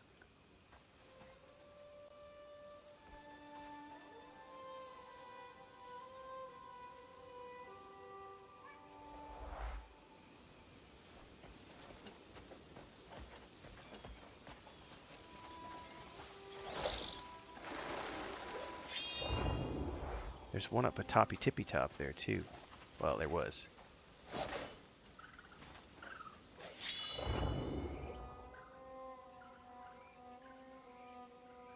They're the same things. Okay, well this definitely works better than the lantern. I'll be damned. Thanks for that tip, guys.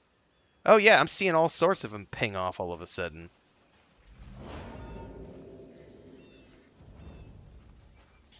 Well, shit. Hang on, there's something right back there. My inventory is so full, but I would really love to find a teleport over here. So that I can go back and sell.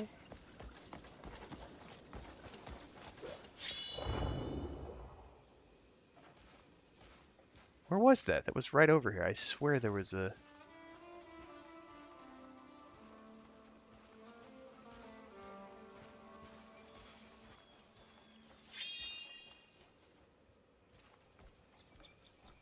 roast a critter here. There it is. There's something down there. Oh, I'll be damned. Teleporter. Woo woo! Well, guys, you just saved me. Like, that is so better than the fucking... Yeah, I'm putting that down on my list. That is a big one to add to the list. Sword flash to reveal stuff. Better than lantern. That's going in my guide for sure when I get to that point. Great tip, everybody. Yeah, Astra's like, that would have been nice to know, like 15 hours ago.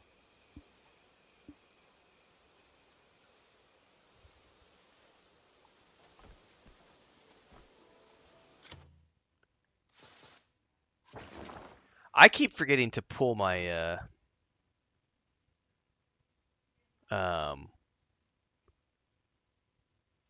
keep forgetting to ask my companion to come with me as well. Yeah, do tips every time we play the game. It's been great.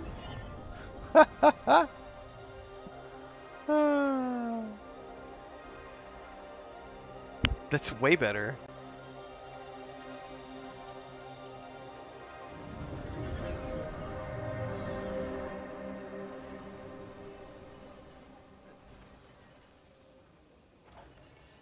Señor Oliva dicen, señor Renfail, no me enteré que puedes hablar español. Así es.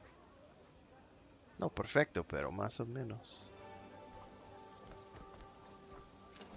Imagínate si estoy casado con una mujer por 15 años, una mexicana, y no puedo hablar español. Qué vergüenza, ¿no? Entonces, sí, hablo español. Más o menos.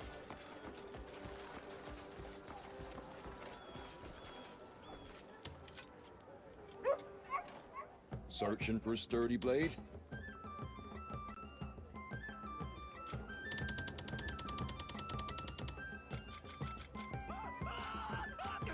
I don't know why someone's off screaming in the distance. I don't need to know what's going on over there. I'm busy.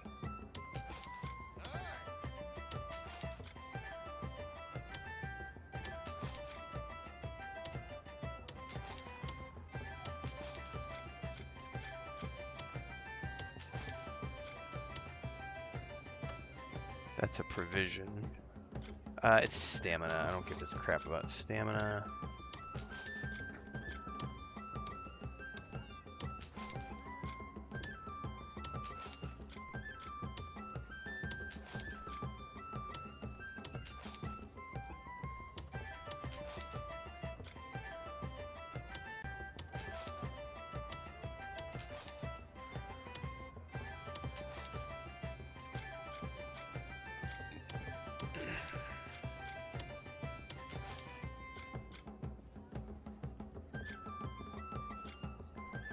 The rest of these are actually things I want for crafting. Small bones. Yep. Spirit. I don't care about that.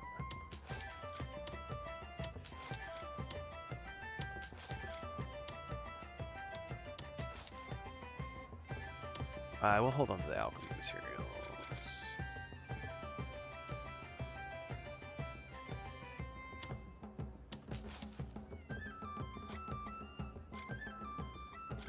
I thought I sold this sword.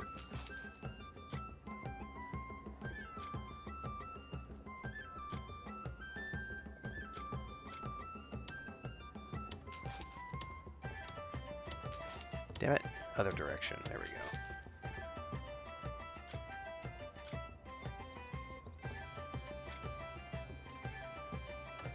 Searching for sturdy. Drop by whenever you need an edge. Saludos desde España, dicen sobre Oliva. Buenas noches, entonces. Saludos desde México hasta España. If you want something unique, just ask. What rank are my boots right now? They are rank 3? Oh yeah, we're definitely upgrading the boots.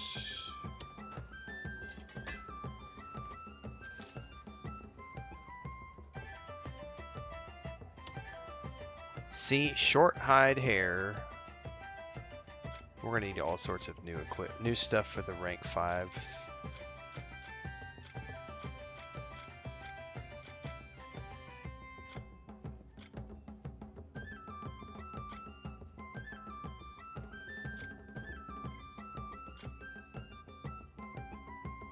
The master of the anvil stands before you.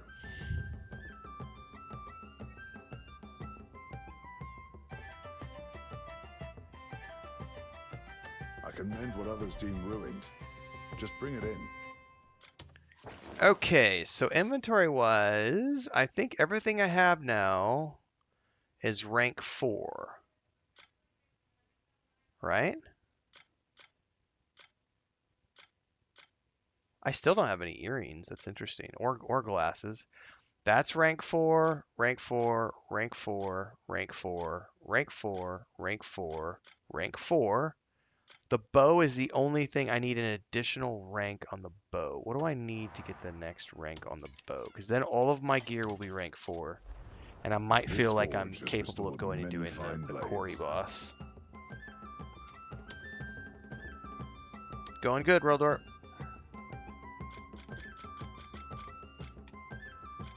I need regular timber. This forge has restored men. I'll be Well, here.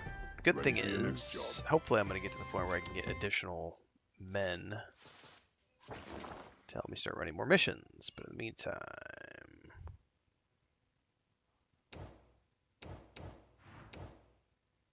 we were on our way to a quest, which is what? Not tracked?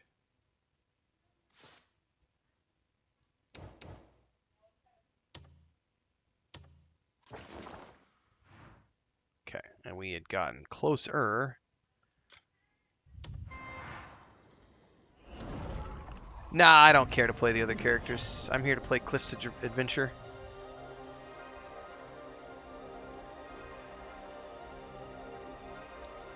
Haven't had any desire to play the other companions.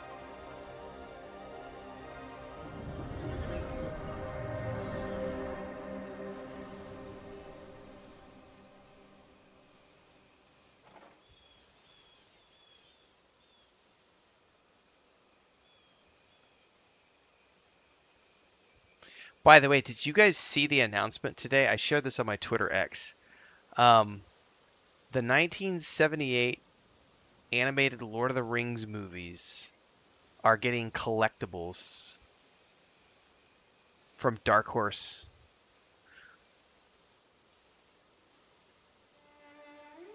It's a PVC figure set. Oh, which is so cool. Frodo, Sam, and Aragorn. $90 for a box set. I'm really tempted, but I don't have like I'm loath to start doing collectibles because I have a green screen and I don't use like a shelf. I don't know. Chris and I have been talking a lot about potentially changing from a green screen to use a just not a green screen.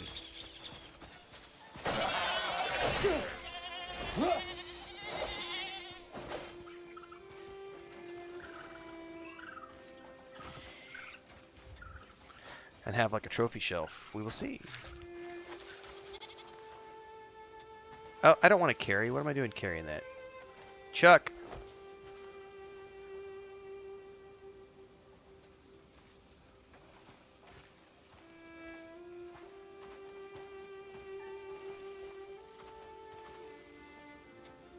I haven't found how to get...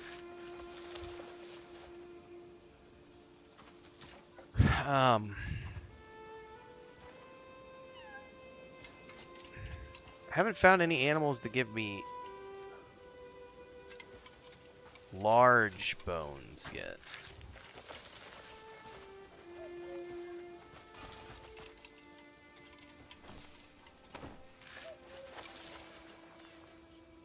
I do have lots of collectible stuff. I have started accumulating stuff, so like here. I don't have there's a bunch of stuff in storage boxes, and like I have a bunch of stuff at my brother's place in Missouri, and then I have stuff at my sister's house as well in Colorado. Because I was traveling for like a decade full time, so it was just I lived out of a backpack and a camera bag. But like here, as an example, I've already started. It's just I literally have stuff piled up on a chair next to me. So like I have this massive thing that Rebellion Games sent me for Atomfall. It's this really badass like it's like a giant duffel bag thing. It's got like a cricket bat in it. And there's all sorts of stuff that was in here, like a pair of gloves, like a journal, like a leather-bound journal. This thing is badass, by the way. This thing is it's real leather. I've got at my brother's house. I've got a signed version of Sting from the Lord of the Rings films, made by Weta Workshop. I've got a whole bunch of first edition, like Robert Jordan books. I've got a huge Roger Zelazny set. I've got a mint condition Michael Whelan cover set of the John Carter of Mars books. I've got Legos. I just came home with a Starfield swag bag from when I visited Bethesda Studios. I've got stuff. I don't like collecting because of the fact that I was on the road for so many years. But then when Chris and I moved here to the homestead, this is our I don't want to say this is our permanent base of operations, but this is the place that we're staying for now because we just bought the investment property last year and we're saving up to buy a second property right now. And eventually we would like to build, our dream home. And so I'm loath to like go crazy with setting up this office. Like this is still to be anybody who's if you're a channel member on YouTube, I've shared this kind of stuff a lot. This is just a green screen, right? And behind this is just a unpainted concrete block wall. It has paint on it, but it's peeled off over there. I've been here 5 years. Never painted the walls. The whole office looks like that. I don't give a shit. You guys only ever see this, and I stare at a monitor all day. So I've never worried about like doing anything with the office. I don't have any light fixtures. I literally have there's a cable. It's the electrical cable hanging out of the ceiling with a light fixture attached to it. That's it, like a light socket.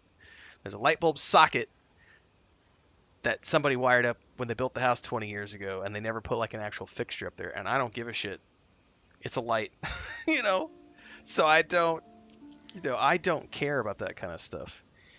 And because we've been saving all our money for retirement and putting all our money into investments and stuff. So little things like light sockets and, the walls aren't painted, like that doesn't bother us. So I do have things that are collections because people have started to send me stuff over the last couple of years. And when I go to things, I get stuff. And Chris and I have a storage room over here, which is just, we have swag bags from like 10 years of travel conferences, because we used to go to travel conferences and do speaking engagements all over the world. So we've got swag bags. Dude, I have so many like I don't think I have any in here, but you know, like these things, these like external hard drives. I have been given so many external hard drives, and also like battery, mobile battery things that'll have like the name of the tourism board or the name of the hotel or like the name of the airline or the train company or whatever. Like I have probably 150 of those things in storage boxes over there. We've got T-shirts from all around the world. We've got battery bank. Yeah, that's what they're called. Dude, we have so much shit that's just stored in a room, and it's like I don't have a massive, I know the dream home would be something like looking at what Carnage has, because he's got that huge basement where it's just like you walk out and it's just a trophy hall of just trophies lining the wall and it's just swag stuff. But we don't have that. We have a small place that we live in and it's paid for, and we're just saving all our money for our retirement now. But I am starting to just people send me shit, and so it's literally just starting to pile up. And the debate is whether or not I want to go through the effort of remodeling the office to put like shelves and everything.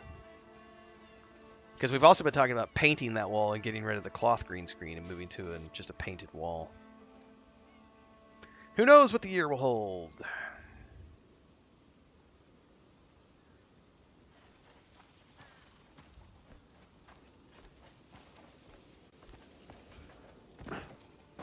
Well, now you guys have got me hooked on that sword thing.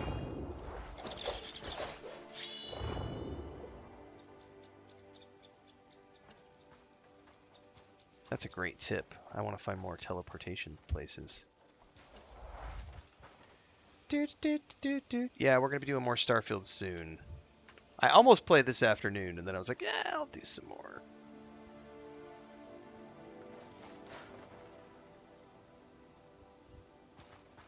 I guess the other way to look at it is that I collect collectibles in real life.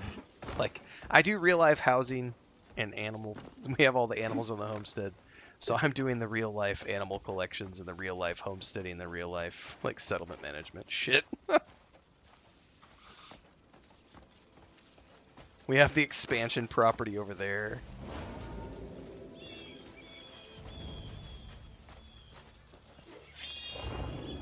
Who's coming in my room? What's up? No, I'm not in the mood for watermelon, but thank you for asking.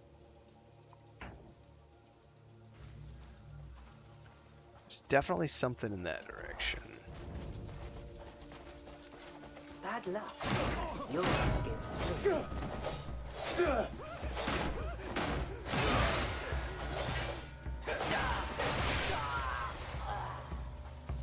Come on. Someone said I should put points in Pari.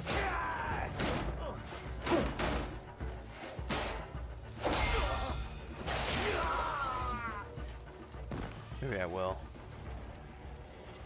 Dude, it is really easy to do that, Gray Cat. Just be like, I'm gonna take a walk with my kitty cat.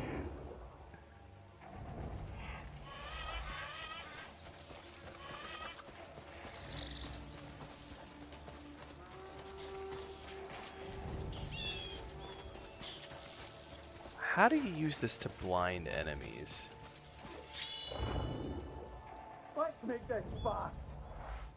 Hang on, I don't know how to do that. Let's see how you fare. Oh, it's temporary. Hurry up. Let's do this. Got to be better than that, friend.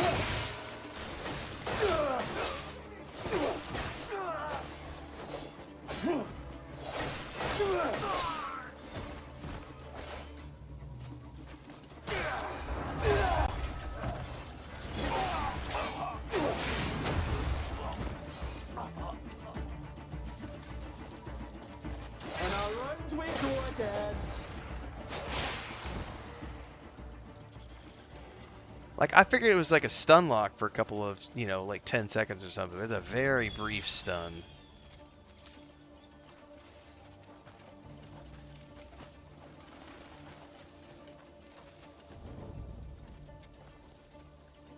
I don't know what that is, but I just picked it up by accident. Blueberries! I do love me a blueberry, man.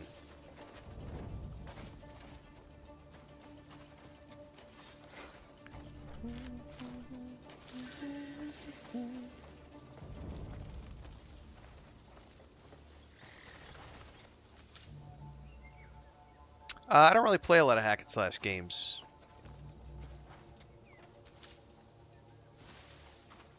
One of the ones that I remember being very fond of when I was younger was Dungeon Siege. Phenomenal hack and slash game, but I don't really play a lot of hack and slash stuff. I mostly play narrative RPGs. I am playing some Diablo 4 recently. That's classified as an action RPG, but I would also classify that as a... I would classify that as a hack and slash.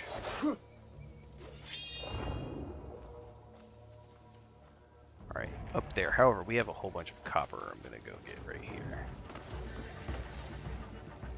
Are they all going to come down and get me?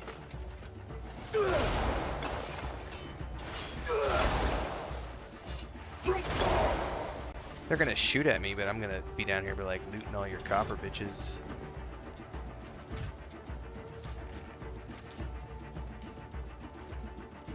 I'm out!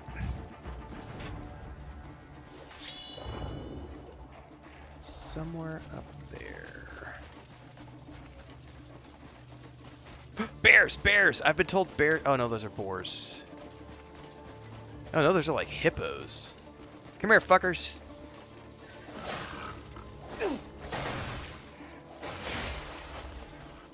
Oh man, they run. Come here!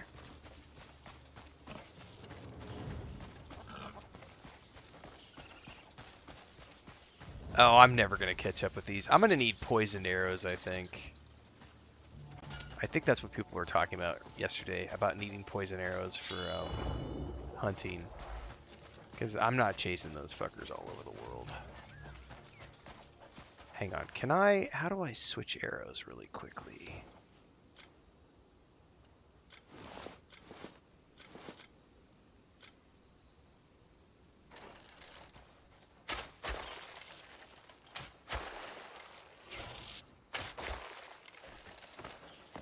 Oh, that's way easier. Right? No, they all ran off. Are they gonna die? What the hell is this thing?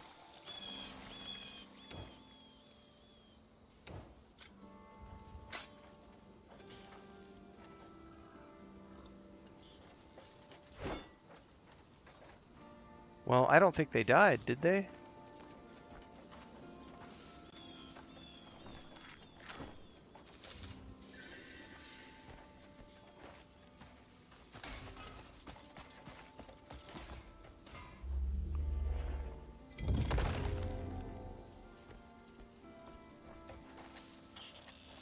That was the poison?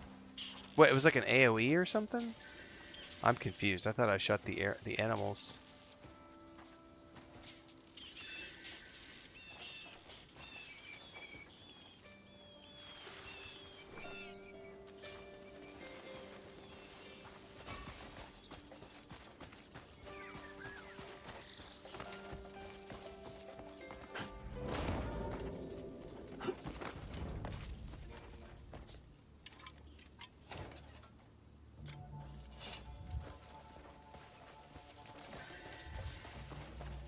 Oh, this is a fort that we could take over if we wanted to. I don't really want to. I just want to run past. Jesus, there's a lot of dudes. Oh, you're fucking me up. That was poison, I'm assuming? Oh, Jesus, yeah, that's big poison. So it's like an AoE cloud. Alright, let's get the yeet out of here. I'm not gonna stick around.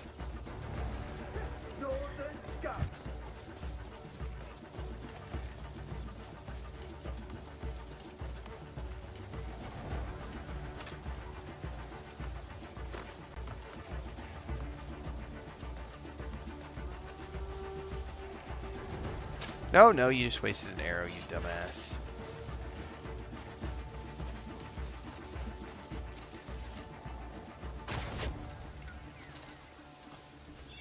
So, is it gonna die from the poison, or how does that work? Because I don't even know how to track it, it just went running off.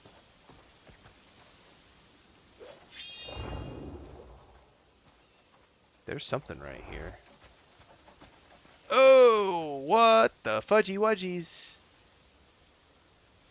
This is some sort of a puzzle that I am not in the mood to figure out, but it would be great if I could mark this on the map.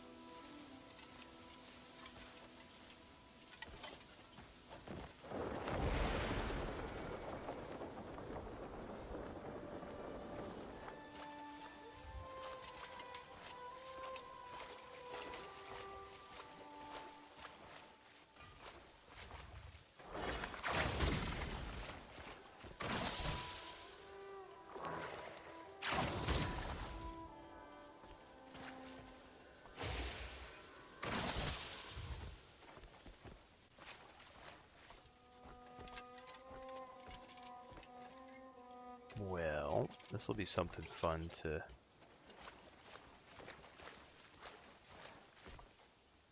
Aren't these the kind of things you can burn off the walls, maybe?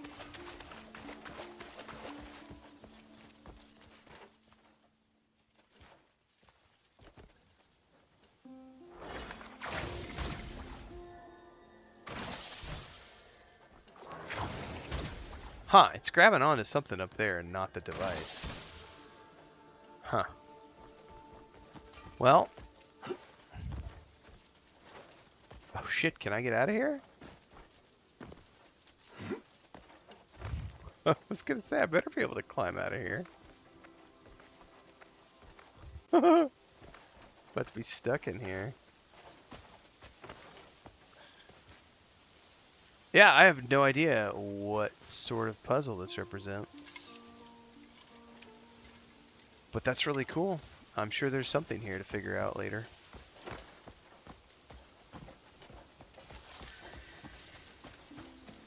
See, end mission and restart. So they are definitely just repeating that mission, which is weird because I don't remember them repeating missions yesterday. So they are definitely repeating missions now.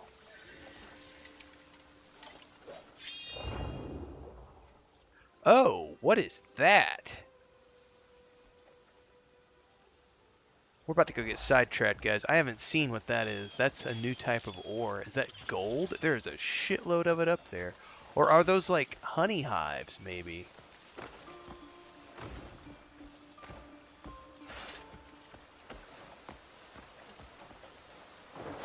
Oh, shit!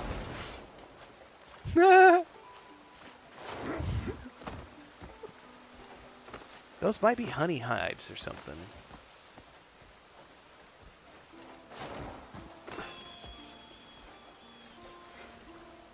I'm gonna have to figure out how to climb up there. I don't know what that is.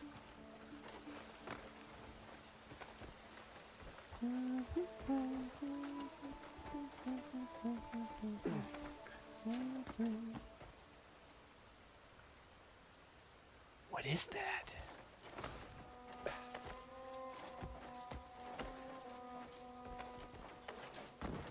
I've not seen this before. Oh, yeah, those are honey hives. You can hear the bees. Ah, ha, ha, ha, that was a good guess. I wonder if they'll eat me. Oh, the new Moana trailer looks excellent. I can't wait. I watched that movie multiple times. We were out visiting my brother and his family, my brother, my sister-in-law, and their two kids. I think it was the winter of 2019. So it's been a few years ago now, and our niece would have been, I don't know, 3 or 4 at the time, and she was in love with Moana, and so we watched Moana. We were there for like a month for Christmas. We watched Moana a whole bunch of times. Great movie. And then my niece, the grandniece that we're watching here, is almost 4 years old, and that live action is coming to the theaters, and I think I'm going to see if we can't take her to go see that in the theaters, because that looks amazing, and I loved the animated versions, so definitely looking forward to seeing that. You ever get those things where you actually scratch it yourself and you realize you picked a scab? I have kitty scratch marks all over my body, and I think I just picked a scab by accident. Yes, I did.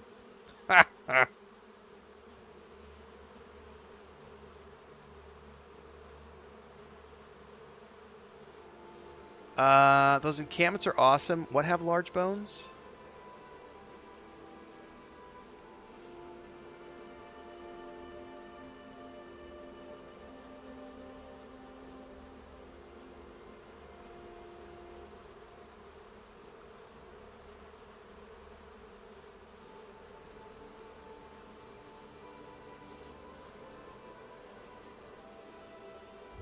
Gray says that place was bugged for me. They kept respawning even after it reached 0%.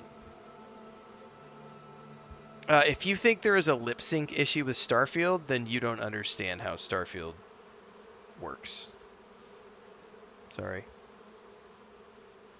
What is my opinion on the puzzles of this game? I don't know if I'm stupid, but I feel like you have to use a guide for most of them. I've used a guide for some of them. Some of them are I've figured out, and some of them I can't be bothered. Like the one with the maps on the wall and the three symbols that we were supposed to figure out, and they wanted me to go across the whole world and uncover the fog of war to figure out. I was like, I can't be bothered, and I googled that shit.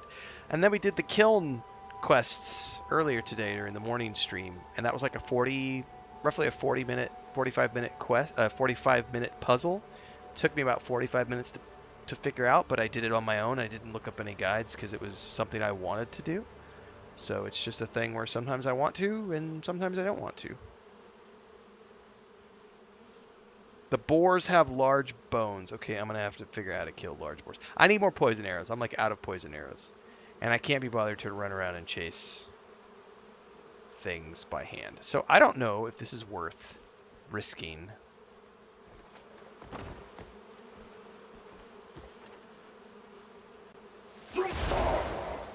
Did we piss the bees off?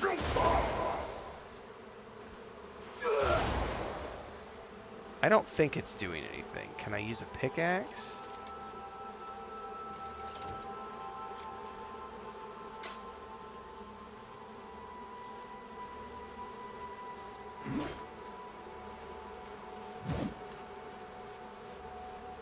I don't think this is going to do anything.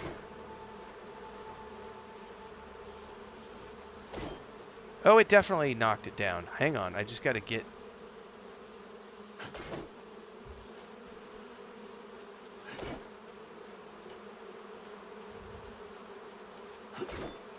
Maybe it takes more than one hit.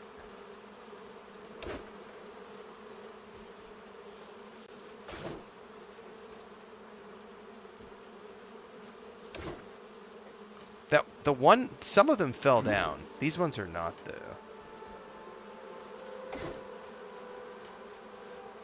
You could thank your local propaganda outlets for that stuff, Morpheo. Trust me, it's never like it is. So, you know how the recent... I don't want to get political, but I'm going to try to say this in a very non-political way. Recently, there was an event in Puerto Vallarta, which happened. And the news outlets in a certain country made it sound like, oh my god, the country is horribly dangerous. Don't go there. There's people stranded at the resorts. It's dangerous. Don't go. Right? And what's really funny is if you go back to maybe a month or two before that, there was a certain city in a state called Minnesota where there was a certain group of government-paid employees who were unaliving people in the street for being brown-skinned. And the rest of the world published a bunch of news articles about how that country was a horribly dangerous place and you shouldn't go there. The media that you consume, you should never trust the media outlets, ever. If you want to know the reality of any given situation or any given place, you should always talk to the people on the ground. It's always way different than what the media reports. Way different.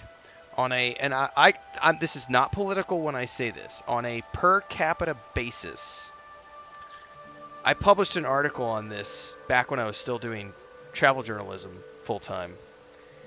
and the data on this is a little old, but at the time that I did the report, which is probably back around 2014, 2013, off the top of my head, if I remember, the per capita murder rate for Mexico was something like, I want to say 12, and the per capita murder rate for the United States was like triple that.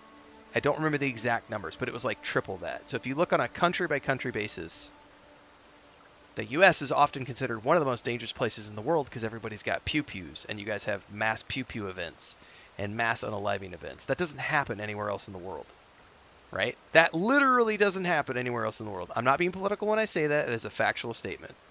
So I'm not breaking my rules by talking politics. It's just a fact. So I always remind people you should never listen to what the media says and take everything with a grain of salt. Because the reality of the world we live in is that pretty much every country on the planet is safer than the country that has everybody running around with pew-pews. Fact. Not opinion. Fact.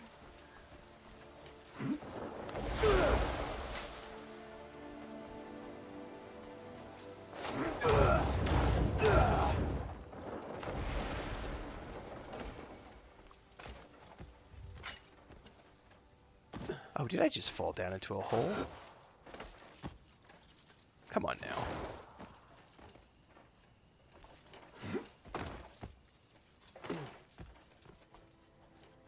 We still gotta go a ways over there.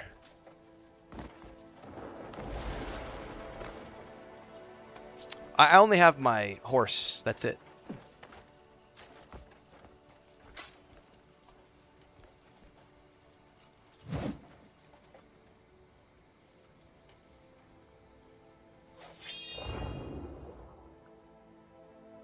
I don't see anything in the direct vicinity from here.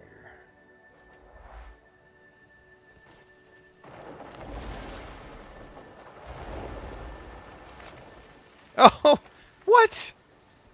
I did not. I've never done that before. I landed on a tree. That's a first. What is that up ahead?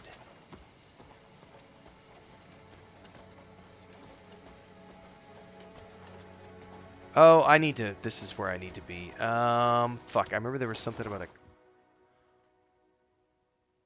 I need to wear a uniform? I don't remember what I'm supposed to do here.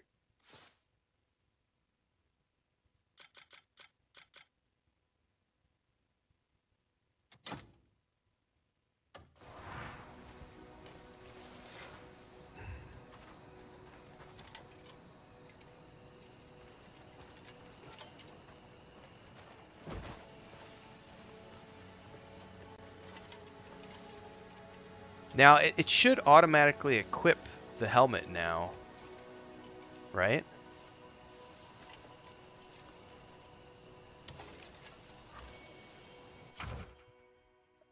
A skill has been learned. Focused force palm. Hold R3 while in focus to unleash a force palm that penetrates the target. So I need to be in focus. Show me that again.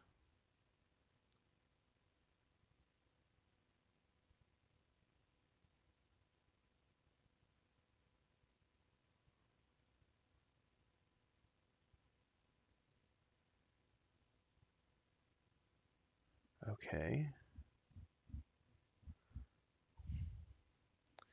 Do do do do do do do do.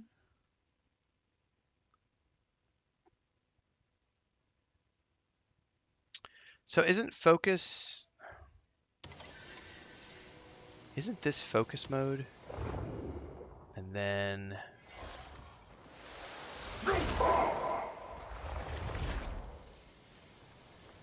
it didn't work. Maybe I have to be closer.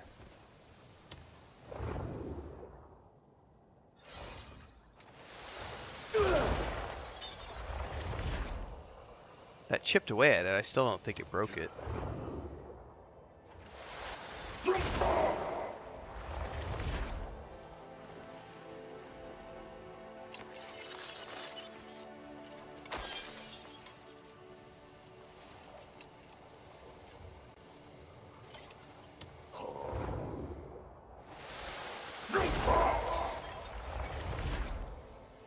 Is it working?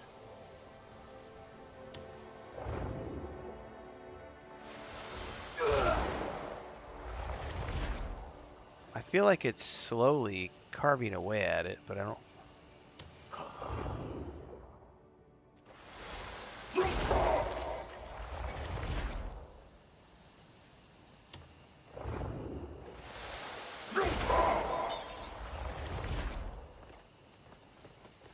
Maybe I have to clear the whole thing.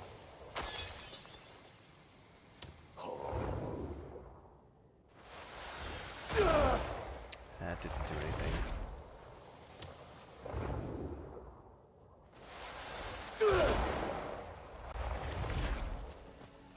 I'm confused at this point.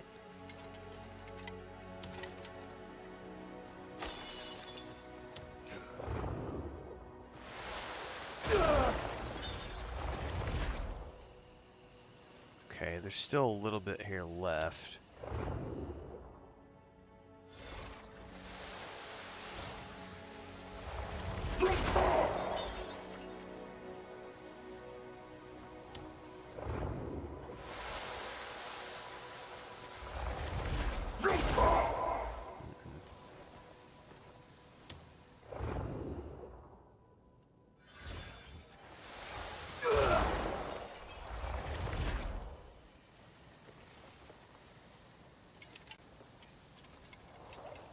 Alright, what the fuck am I missing here?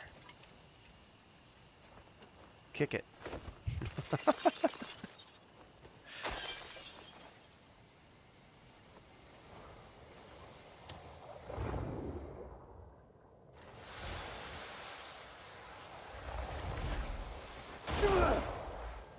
I'm not seeing what I'm supposed to do here.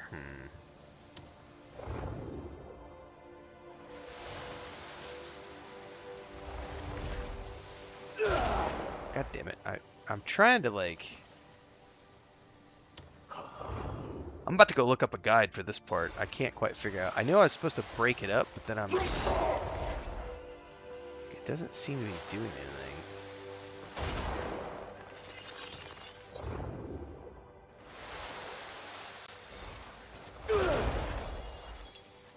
Yeah, I'm butt close up again. Well, the problem is you get too close, you start taking damage from the bismuth.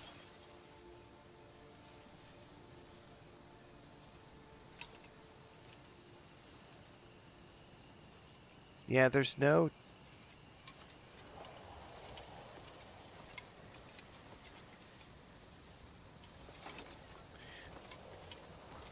There is no orb. I don't know what you're talking about.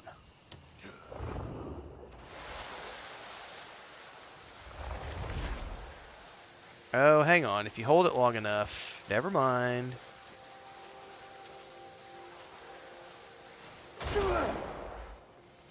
Yeah, but that didn't do anything.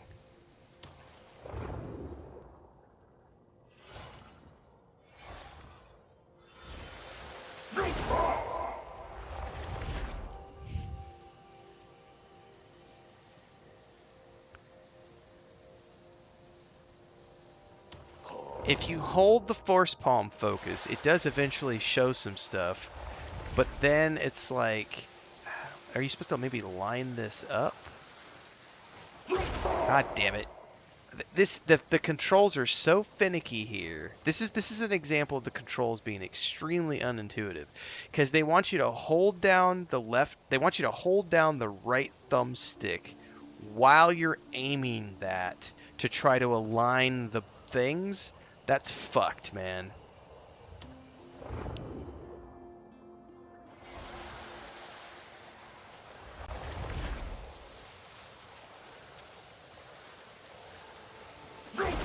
Oh, god damn it. And see, my thumb fatigue, and like when you're panning up to try to aim it, it'll just release the energy.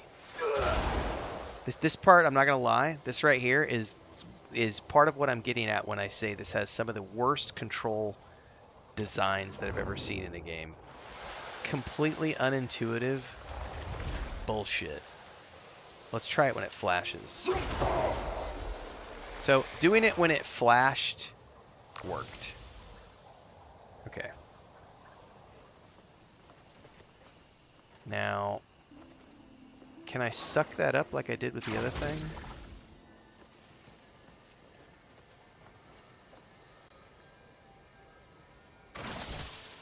If you think that's a skill issue, you're an idiot. So the person on Twitch who just said it's a skill issue, fuck you. That's not a skill issue. That is a absolute bullshit controller layout scheme that has nothing to do with skills. That has everything to do with a controller scheme that is just ridiculously lame. Like having you hold down a stick that you also have to aim with, but then if you just release the pressure even a tiny bit, it fires off. That's very poor game design. Very, very, very poor game design. Now you know, first time chatter. Bye-bye, bitch. Your joke wasn't funny.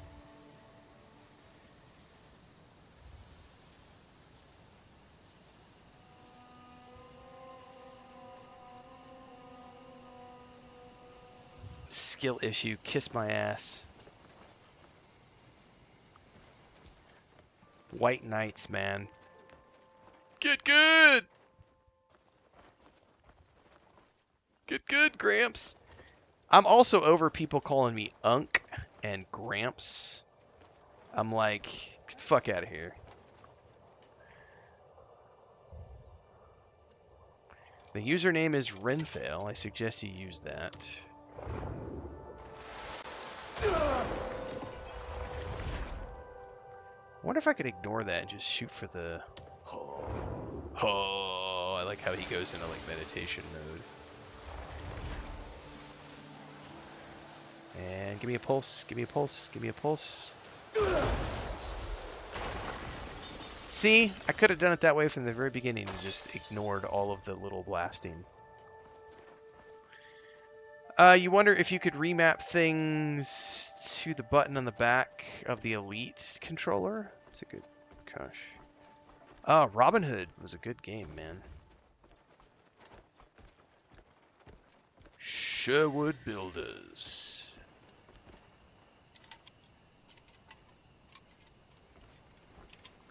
Oh, we've got power supplies over here.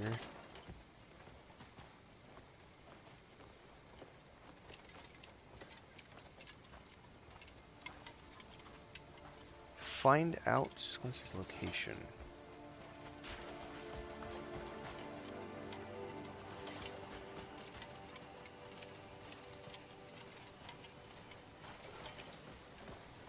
What is going on right here?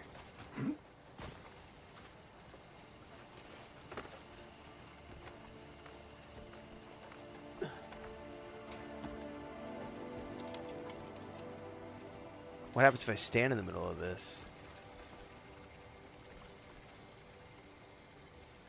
We've already been doing lots of Starfield streams. We're definitely going to be playing it on the PS5 when it comes out. Just did my review today of the new Trackers Alliance content. You can check that video out over on YouTube.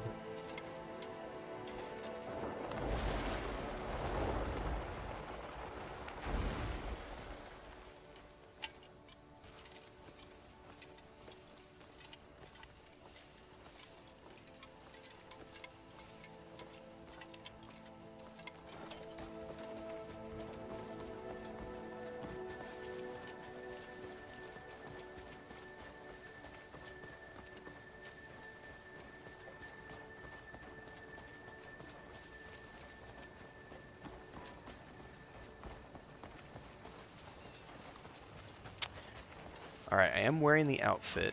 Such is the fate of those who seek knowledge. Perhaps our curiosity is Solomon's will as well. Pardon me. I don't believe we've met. Where might I find the Dean? The Dean?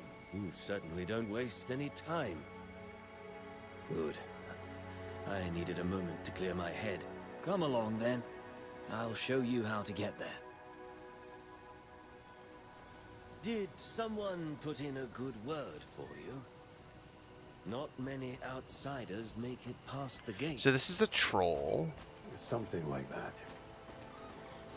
In the old days, none set foot Not a here bad troll. without This is a good permission. troll, kids. Times have surely changed. Why is this place hidden? History has proven, has it not? Steam reviews have All rocketed up to very innovation is positive. doomed That's to be because warped every by game does that wicked these days. hands. The first time a The game demon comes out, hid when it's this first out, you're place always to going to keep have it the rage safe. baiters, the rage clickers, the haters, and they're going to be the first people to leave reviews. And they're going to leave Flora and reviews fauna, after they've played an hour of the sky and game, stars, 45 minutes of the game, 30 minutes of the game, even and they're going to other say really stupid worlds. shit. We study everything And you can ignore them. anything. All you got to do is wait a week. There is no end. By the to end of the learning. first week, reviews will Wouldn't you usually agree? have balanced out. Right now, the game is sitting at like a 78 to Follow this 80% pretty road much and you'll across the board come from to reviewers Colossus. and from critics and audiences alike. So But it's bear roughly with me a 78 to little 80% longer. I'll positive show you a everywhere. breathtaking view That's of not the bad. Institute. Don't be put off if folk seem a mite I haven't on checked edge. Metacritic in a few days, but it was like 78% the other day. I'm Eccentric assuming it's still in the same scholar ballpark. damaged some ancient ruins during an experiment not long ago.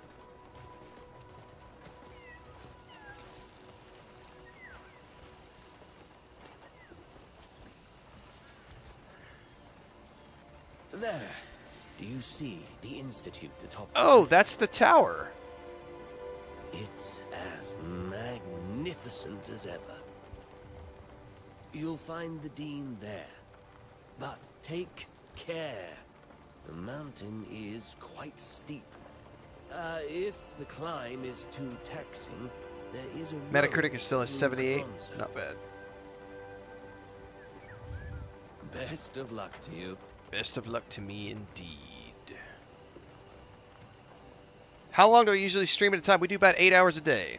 I usually am live for 3 to 4 hours every single time I'm live, and I do 2 streams a day. We do a stream in the morning at 5 a.m. Central for about 3 to 4 hours, and then we do another stream around 2 to 3 in the afternoon Central Time, up again for 3 to 4 hours. So 6 to 8 hours a day, usually in that ballpark, every single day.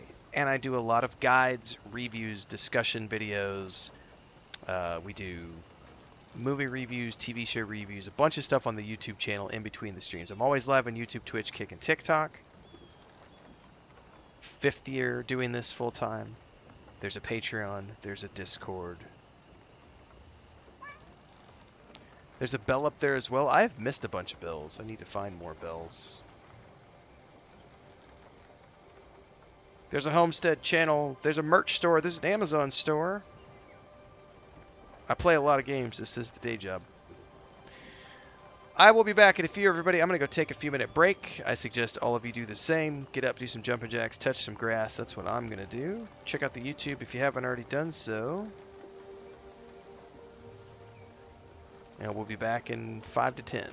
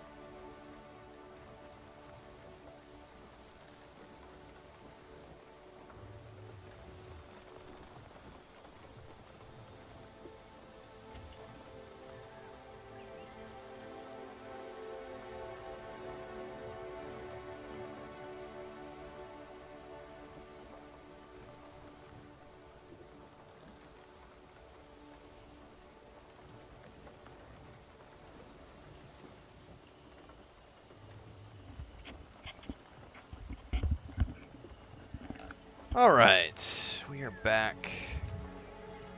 I went and got myself homemade pineapple water.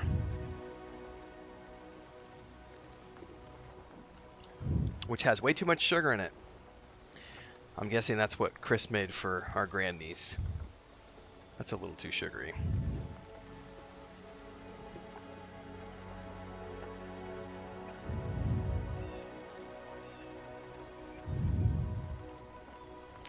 The Ancient Rift. I have not found an Ancient Rift yet. That sounds cool as hell, though.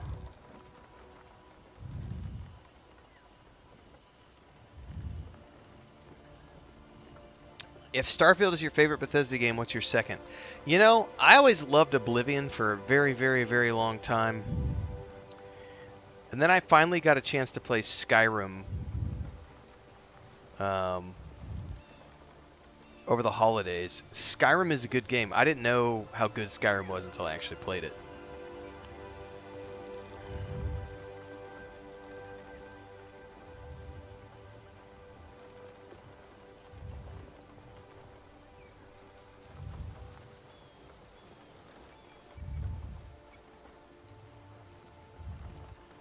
Yeah, that's the Moon Cat.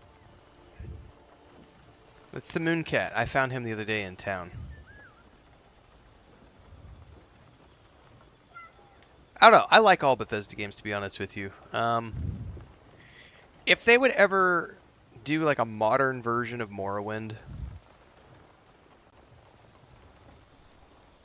I do think Morrowind was my very first Bethesda game. And I do think that Morrowind is one of the best goddamn games. The graphics suck ass these days, and it doesn't have the quality of life features that modern games have, so I can't go back and play it, but I have very fond memories of it. And it just being like that, one of those first games where I just like really lost myself in the world.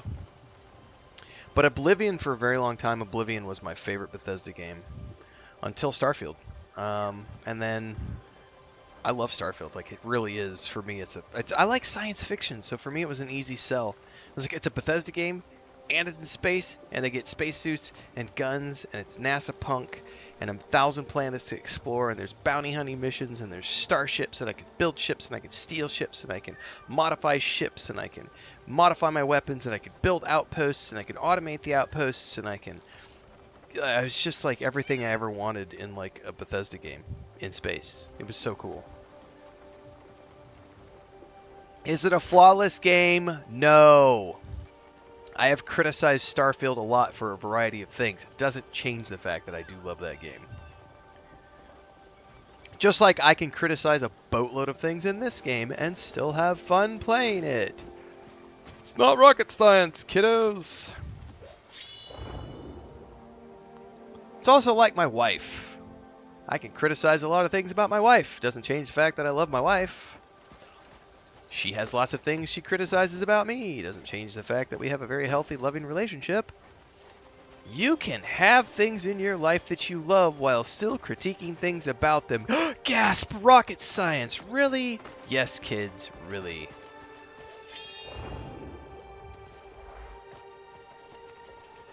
Nope. I don't think there's anything that Bethesda needs to do to change their formula. It works great.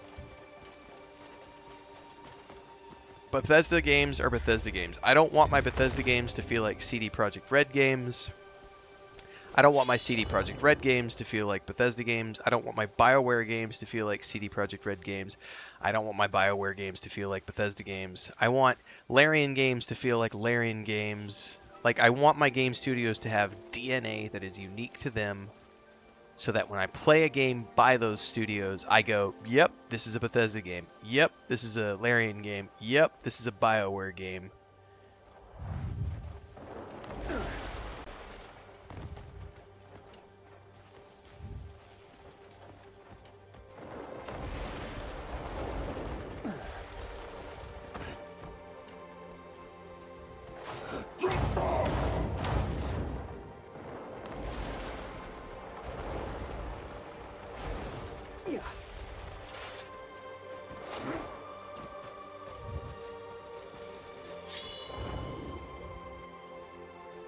Somewhere over here was a burst of light. I saw it a minute ago. Where did it go?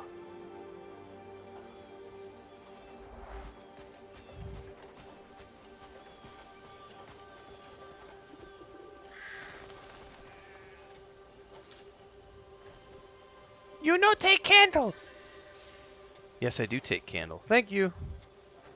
I totally take your candle. By the way, I'm gonna save the game here and see what happens if I kill this. I don't know if this is a faction related animal.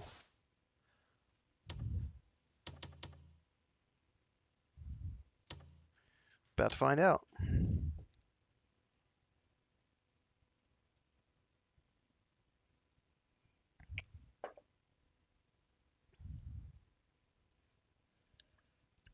A little bit of seeds in that one.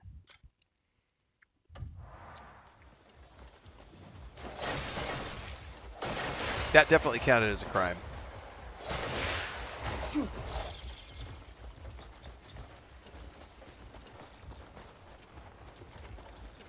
Let's commit to it. No, I'm not going to commit to it. I got busted.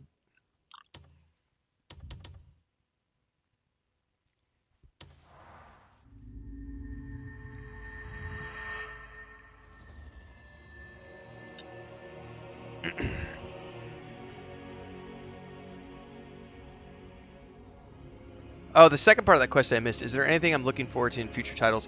I have a video on that on YouTube where I talk about how I don't have expectations for forthcoming games because it's not my place. My only responsibility as an audience member or as a consumer of products is to wait for whatever it is that the artist, the game developer, the game director, the writer, the author, the musician, the actor, the director, whatever.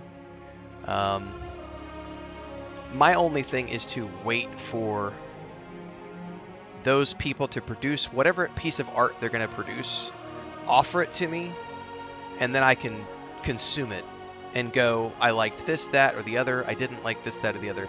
But the moment I start projecting my expectations on something, that's when you get into the realm of comparison is the thief of joy, because you're comparing it to something else before it's even released, and you're overhyping things in your mind, or you're misunderstanding what the developers are trying to produce or what they've said. I think that's the path to being disappointed with things, and so I'm very much in the camp of, dude, there are 50 new games released every single month. I'm gonna go play those games, have fun with those games, and then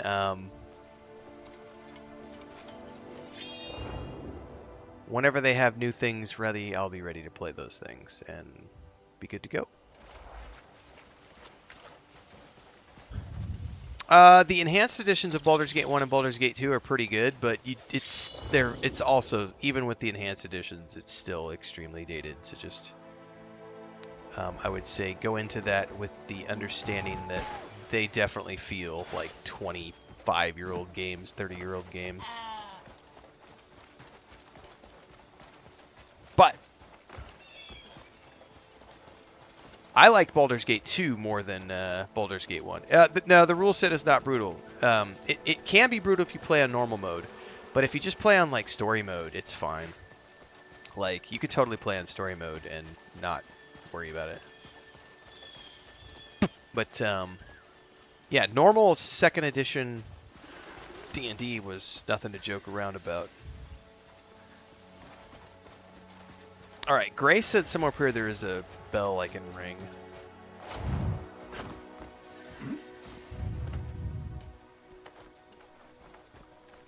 I gotta go find it first, apparently, though.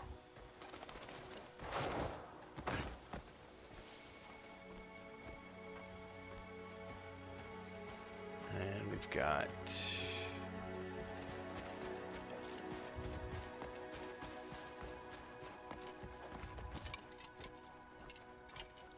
Oh, there's definitely something on the other side there.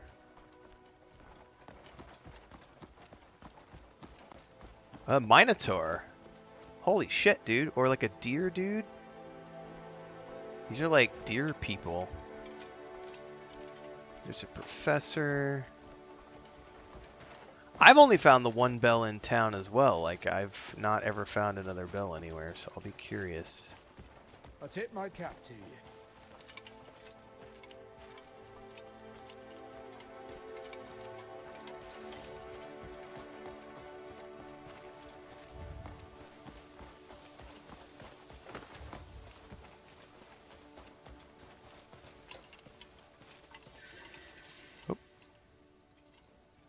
I have not seen another bell yet.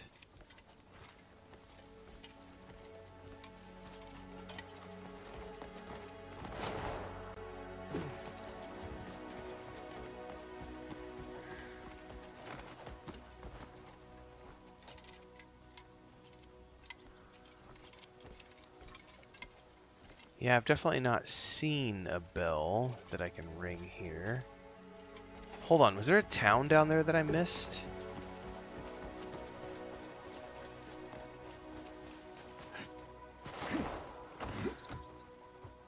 There's a town down there, and that might be where the bell is.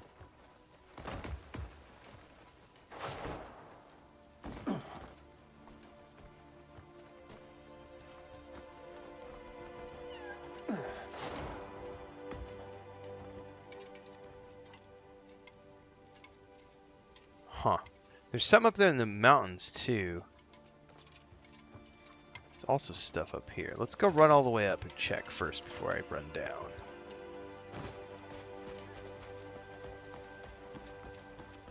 This game needs an auto-run feature so bad. Because I'm getting some thumb fatigue from having to, like, constantly thumbstick my way through this game.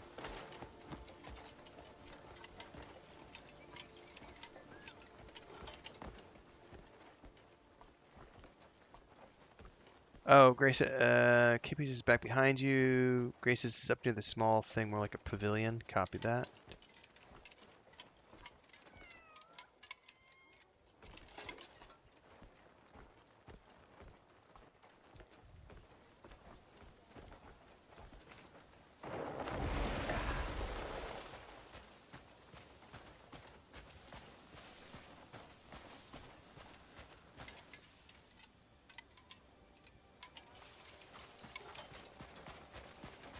I don't want to trigger a cutscene by accident because I'm trying to find the bell before I go up there and talk to the teacher.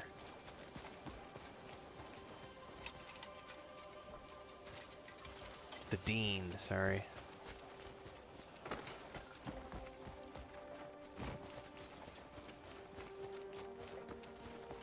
Whoa, what is that? That's another horse. Oh, I see the bell. I see the bell. I see it now. I gotta get up there.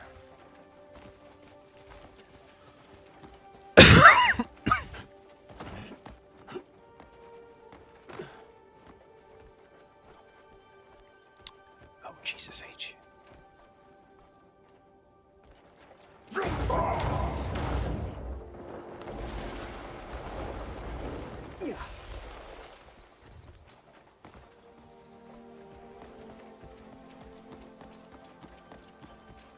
That view is pretty impressive, guys. Like, that is the one thing I will give this game is I almost feel like this and Kingdom Come Deliverance 2 are two of the games I've played in the last year that have some really impressive draw distances.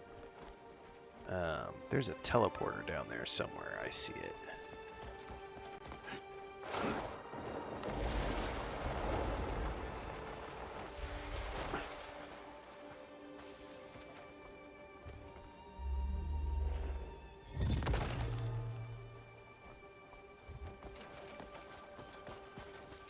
Jack says, I want to say the reason I gave Starfield a chance, and it is incredible. Anybody who has actually played Starfield enjoys the game. Not everyone thinks that it's a great game, but everybody who plays it enjoys it. And that's the key. I have yet to meet a single player who authentically plays Starfield and walks away saying, you know what? Really didn't feel that. Anybody I know, anybody I've ever met, anybody I've ever talked to who actually sat down to play the game and actually played it for themselves without listening to people like tell them how it was a bad game. If they've actually played it for themselves, everybody walks away going, you know what? That's a Bethesda game. It's a good game. Feels like a Bethesda game. In space.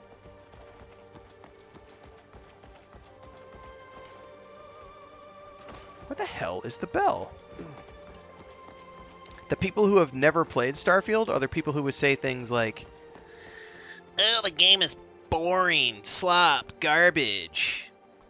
The planets are empty. There's nothing to do. Those are the people you'll know. You know those people have never played the game. Because they're just regurgitating talking points, and they've never actually went and seen it for themselves. Good day to you. I think we have to go up another level, maybe. What is this?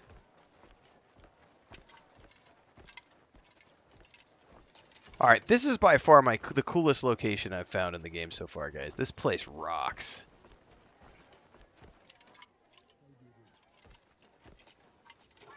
I love all the symbols on the wall and like...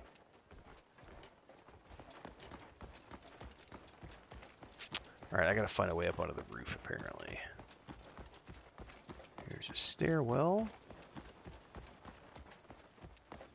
This level design is top-notch. What are... Okay, that's what these are. What are these? They're marked on the map.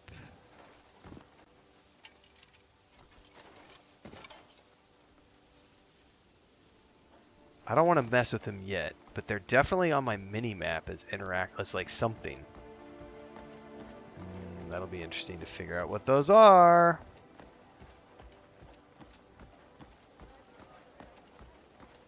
Alright, where was that bell? There it is. This is only the second bell I've found.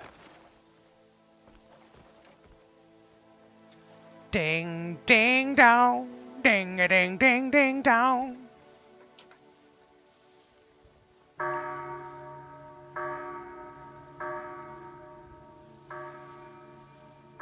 I generally stream twice a day. Yep, sometimes 3.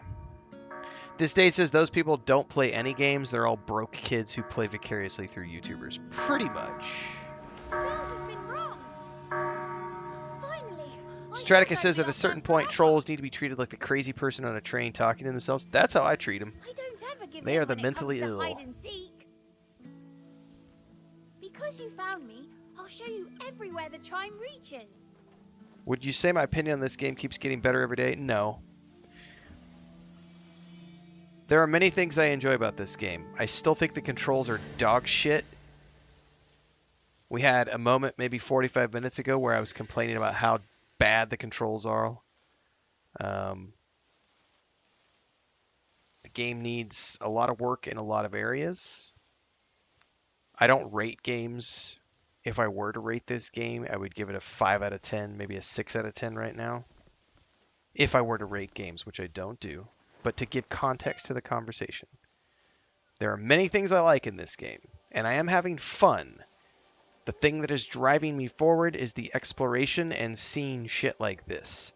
Because this kind of stuff, the game does really well. These massive, wide open spaces where you can explore. And a game that has a massive draw distance, and everything that I see out there, I can go to. It might take me 45 minutes to ride there on a horse. But every single thing that you see out in that massively amazing draw distance, I can go to. And that, to me, is the selling point of this game for me. A giant sandbox that I can go explore.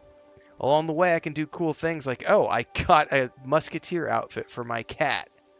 How cool was that to be able to decorate my cat last night? That video went out this morning on YouTube called This is Peak Gaming. I can literally have a cat companion that jumps on my shoulder and has an outfit, like a musketeer outfit. Like, how can you not love that experience? Like, where's he at? Come here, buddy. Come here. That's right, come here. Look at you. Who's a pretty boy? Who's a pretty boy with a little musketeer outfit? Yeah, it's a good boy, kitty cat. Go ahead and jump on my shoulder so you can show everybody what a pretty boy you are. Matter of fact, let me get over here so we can get a really cool screenshot after you jump on my shoulder. Because that'll be the screenshot for this video. Come on, hop up. I'm gonna have to move over here because that goblin's gonna be in the way when I take my screenshot. There we go. I'm going to stand right here. We're not going to move. He's going to jump up on my shoulder. And I'm going to be able to get this badass screen. There he goes. So we're going to zoom a little bit. Right there. We're going to go into photo mode. This, to me, is the selling point of this game. Not the quests, which are kind of dog shit. Not the combat, which is kind of boring. Not the horrific controls, which are horrific. None of that stuff. This is what I really love about this game, is the exploration. And so it's not a question of, is the game getting better every day? It's that there are always things on the horizon that I can go explore, like coming to this location right here and be able to see this place and try to uncover the mysteries of this place. Because let me hide that and take screenshot.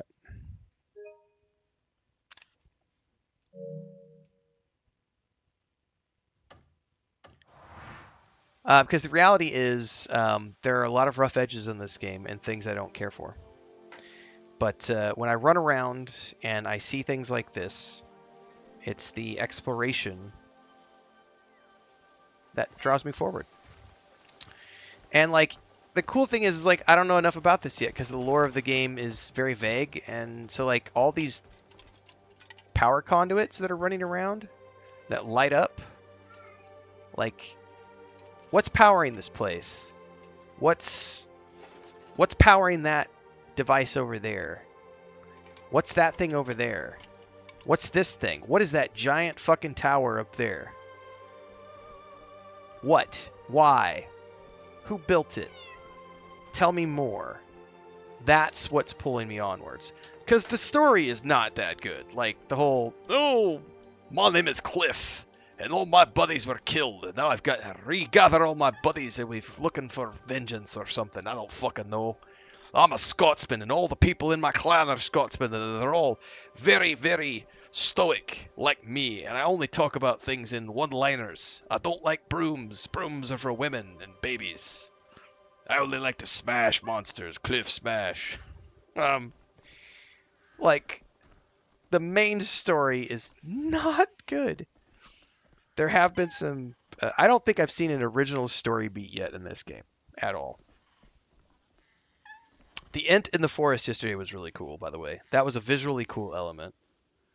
Flying around the map with your wings is interesting, but the stamina needs to be boosted considerably to make it worthwhile, because it does not feel very good right now. Horse movement is good, but the camera controls suck ass. Like, the camera doesn't follow your character. And so you're constantly having to turn the horse with one thumbstick and turn the camera with the other thumbstick, which is hugely annoying. I am having a great time with the game, but it has a lot of issues. Which is why I said the other day, I can't really recommend this game to everybody. I can recommend it to some people, but for a $70 price point, you gotta like some jank, man. You gotta like yourself some rough around the edges. Shit's not working the way it should. It doesn't have any polish.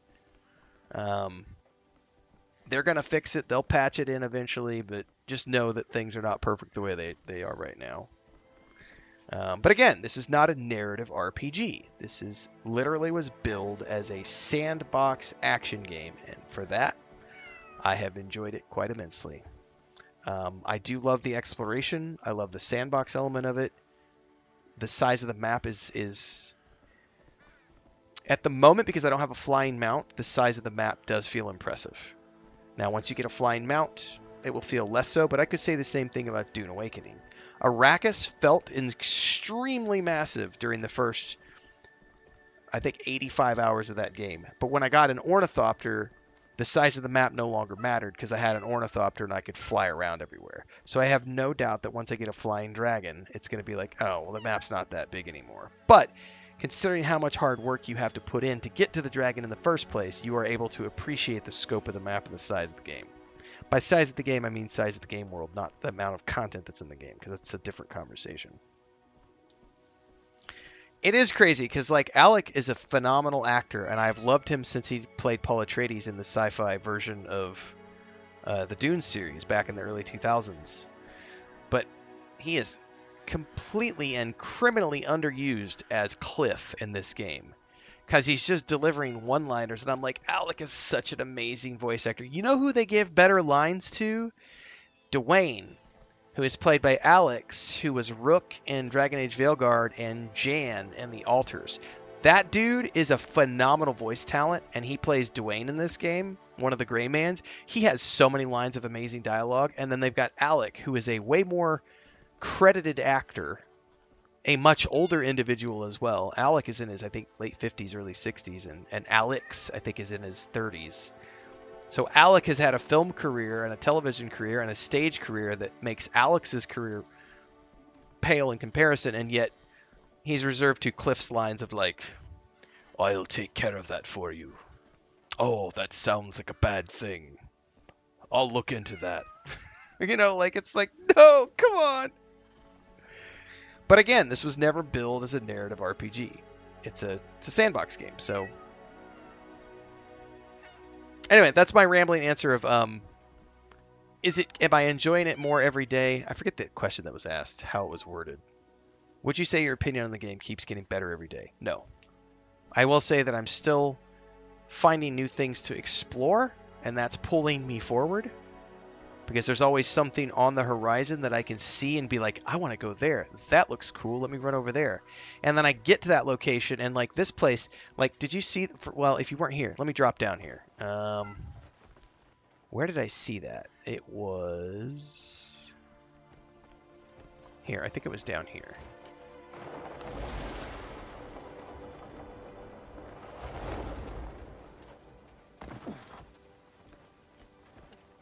Okay, so this thing right here is really cool. Like, this looks awesome, right? Look at this, just all this. This is technology, right? There's obviously power conduits running everywhere, but this is the thing that got me. Like, run around the corner. What is this mural? I don't know, but it looks cool as fuck, and I want to know more. Obviously math or geometry or something. And then what are these things? Because I can interact with these things. Hang on, I gotta go up to see what these are. Check these out. Like, if I run upstairs, there's these objects, which are obviously for something, because they glow and they have like electrical, and they're showing up on the mini map as these little square objects that I can interact with. This right here, and I'm wondering if I can like grab a hold of it with my hand and do something with it. I can. So see, I can pull and push these. So these are obviously used for a puzzle somewhere. I did not know that Alex Jordan is doing a D&D campaign with Ben Starr, Doug Cockle, and other big names. That is amazing, because those are all talented voice actors. But Alex Jordan is great. I follow him on Twitter X. He's phenomenal. Anyway, these things. I don't know what we're supposed to do with these, but they're obviously movable objects that we can probably use for some sort of puzzle around here. Look at that. Look at that. I guarantee you that's supposed to go into that little thing right there, because there's a hole right there. Do I want to do that right now? No. No. Because I have another thing that I'm here to do, which is a quest. But I know now that there is a puzzle here that's not related to any of the quests that I'm doing. And it's just something that's there as part of the exploration of the game. When I see shit like that right there, that is, yeah, that's exactly, that is yellow paint. That is blue paint in this case. It's graphical, you know, it's a particle effect. It's a blue object. It's obviously meant to be interacted with. That is yellow paint, 100%. But the game is telling me this is something related to a puzzle. Figure it out. And I can lose. It might be a 15-minute puzzle. It might be a 40-minute puzzle. And it has nothing to do with the quest that I'm on. But it's here. And it's something I can do. Those are the little things that keep pulling me onwards in this game, and it's something that this game does, I don't want to say better than anything I've played ever before, but I will say that I feel like out of all the games I've played of the past, it's been a while since I've seen a game that does it quite to this level. There is a scale of magnitude here in terms of just, here's a shitload of stuff to do. Go figure it out. Don't spoil anything for me, guys. If somebody just like, it is related to the main quest, I don't need to know that. Don't tell me that. Don't spoil anything for me, please. Thank you. But this is, in terms of games that I've played in 2026, this definitely takes the cake for the best exploration sandbox game that I've played this year so far. But that being said, I also dislike so much about this game. But I do love the exploration and the sheer joy I'm getting out of like my cat jumping on my shoulder and being able to find outfits for my animal and being able to like pick up my cat and pet him. Like, that is something that cannot be here, let me grab him. Like, this is not something that could be like, don't sleep on something like this. Like, who's a big baby? Let's give you some scritchies. Yeah, you're a good kitty cat. That's a good kitty cat. Like, as a cat dad with 6 cats, that shit right there makes me go, oh, I want more animals. And I think Great Cat is in chat somewhere. She says, I'm in Explorer sandbox mode right now, and I know the story is whack. Great Cat was saying earlier that they were running around like with their animal, with their pet, like just running down the road with their pet. And I have lost probably 10 or 15 hours in this game already just because of the animals. Like, learning how to tame the animal, getting the animal, doing the side quest to unlock the place that I could go get the animal outfits, like all of that stuff. I do love the exploration. But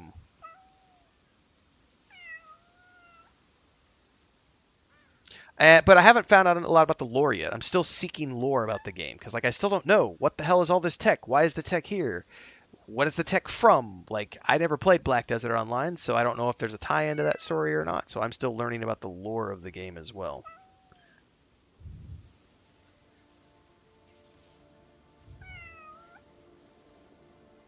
Let me timestamp this. So that was a great discussion video that we will pull out on YouTube later.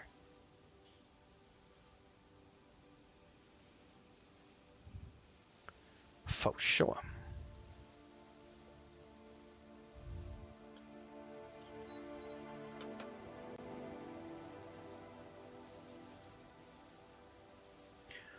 They have been doing a reasonably good job of, they've fixed some stuff. It's going to take them time to fix all the things. Like, I always go back to Baldur's Gate 3, guys. Most awarded game of all time. It took them a month to patch their game when it first came out. There was over 1,000 bug fixes in the first patch, but it was 1 month after the game launched. This game hasn't even, I don't even think it's been out a week yet, has it? So, they've got a month compared to Larian.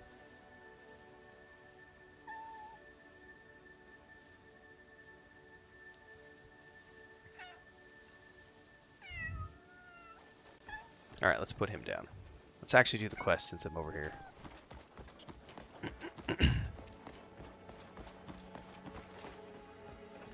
Hang on, I got a cat at my door, I think. Like in real life. No, I do not. Thought I did.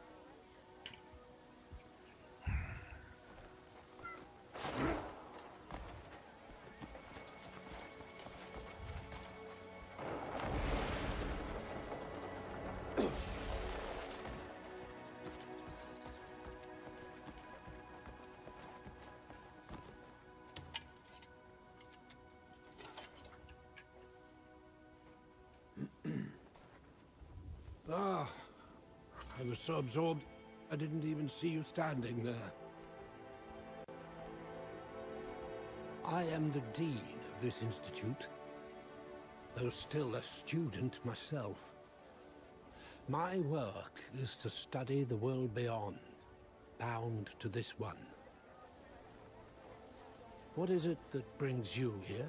Alustin sensed a strange energy and asked me to look into it. I understand his concern. We pursue knowledge beyond this world.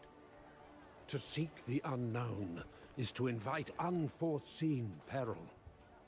We are not blind to that truth. Why do you continue such dangerous research? A world beyond, linked to ours by a hidden passage. They may appear separate, yet the two worlds are one. If more souls could reach that place, a brighter future would surely follow. You press on at your own peril. Do you think it'll pay off? Chaos is on the horizon. We must arm ourselves appropriately, with knowledge. Come with me.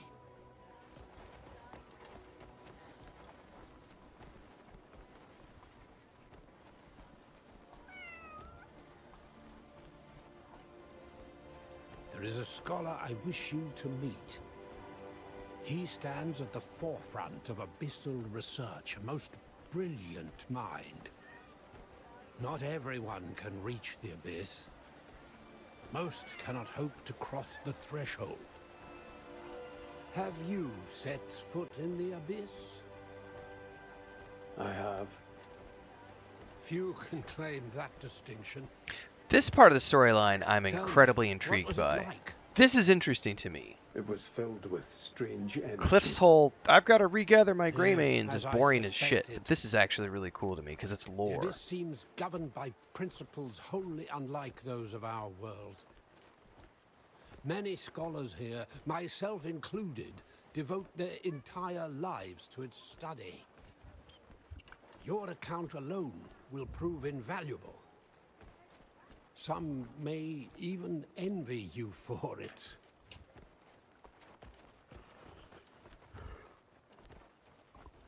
Yeah, we're going to be exploring this whole place when we're done with the quest here. Like, this is a huge place. I really want to spend a lot of time and explore every nook and cranny up here, because If you have truly set foot in the abyss, I could give two you shits will about the take medieval keen towns down below, but interest. this place, I'm intrigued by He's everything working about on this another and the experiment abyss. as we speak. And the lore of the world Each and the failure has magic brought him and closer what to caused success. everything. And What Alustin sensed may well be tied to that work. Alustian, didn't we meet him before? We're here. No, thinking of Octavius. somebody else. We have a guest. A grey mane sent by Alustin. Yeah, we did. Never mind. Come to aid you in your work. He doesn't strike me as a scholar. Perhaps not, but unlike us, he has touched the abyss. If you could just give us a moment. Tomorrow at this very spot, I shall open a path to the abyss. You can have a hand in it, so long as you don't get in my way. Don't mind him. He speaks harshly, but he will be glad of your help.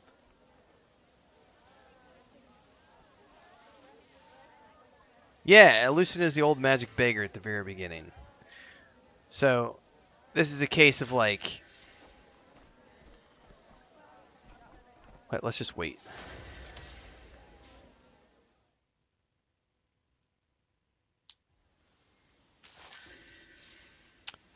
You can manually... somebody said how to do it earlier. I don't remember how to do it. It's like...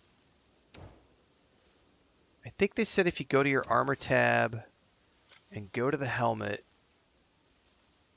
you could... Oh, he just raised it. So he just raised it right there. So, but you have to manually do that, and then I'll put it back down. So you can raise it. I'm wearing a mask underneath, so you can't see my face anyway. So you can. Matter of fact, I need to put that down.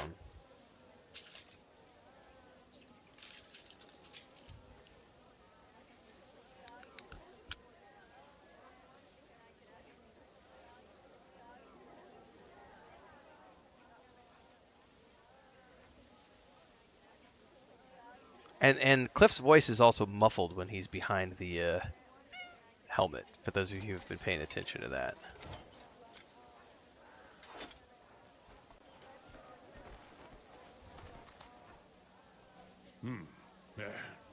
Now then, shall we begin? We shall. I have spent countless days in torment. Yeah, it is getting close to my bedtime, guys. Anomalies caused by my failed experiment brought ruin to I started a us little in the later town. this afternoon than I normally do. I was racked with shame and guilt, but my pride would not let me abandon my work. So, today, I don't even have the breastplate I on shall right now because I had to prove put my it looks research. outfit. The whole Now, set that I have it looks let really us cool. begin. You can also dye your armor, by the way.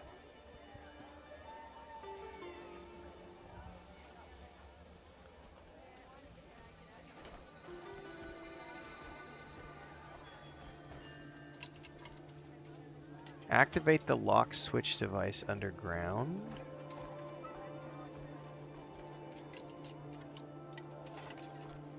So I need to go downstairs?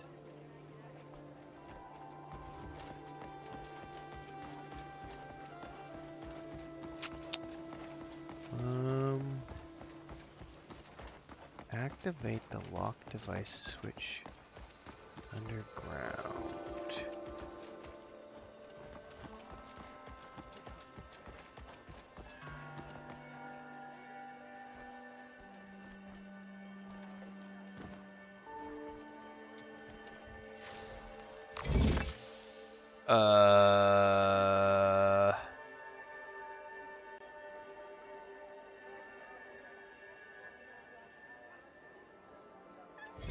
I have no fucking clue.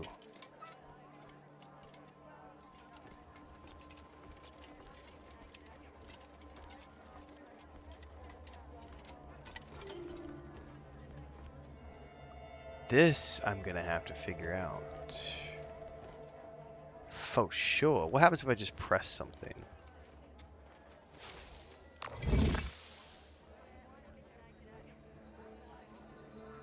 Let's just press the one in the middle.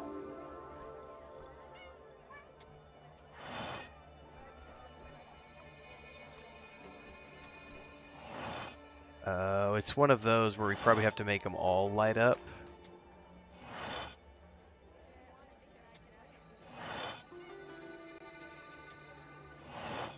And I can't use my lantern, probably.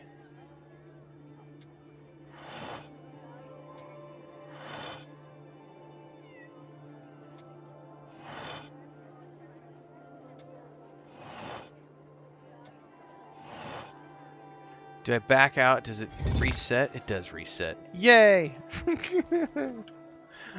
I think we're on chapter 5.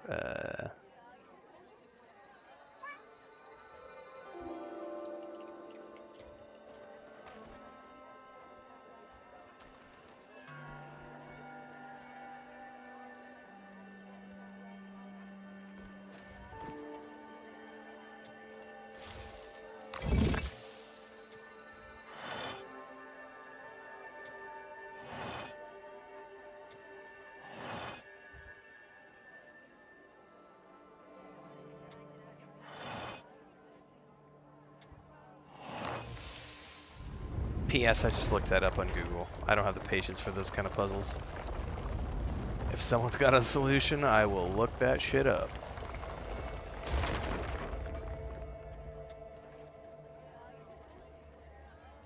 Some of these things I might be willing to do on my own, but those kind of puzzles drive me nuts. Okay, that's cool as shit.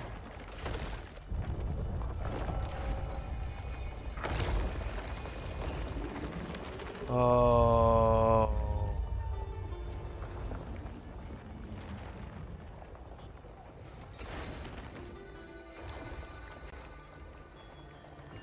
Yeah, insert the batteries. This I think I know what to do because I saw the batteries up top. There's also some batteries down here, I think. No, I think they're all up top.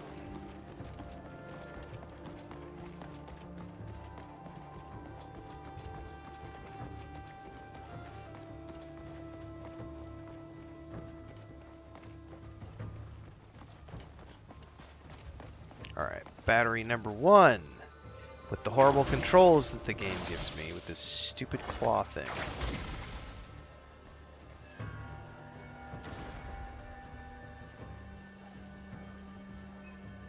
No, get in.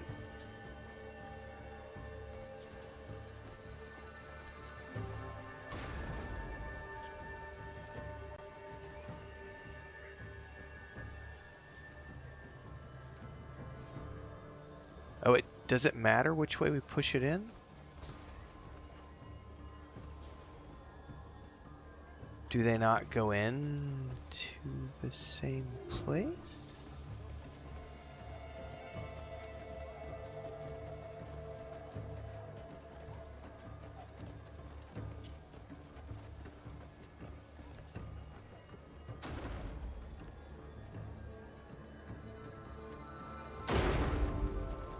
Do they not fit?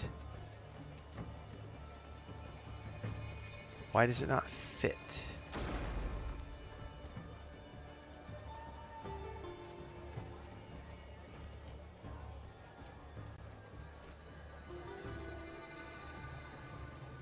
Okay, excuse me, pardon me, excuse me. I'm a little confused.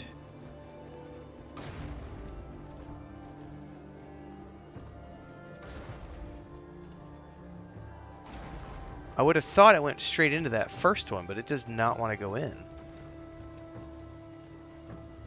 Excuse me, guys.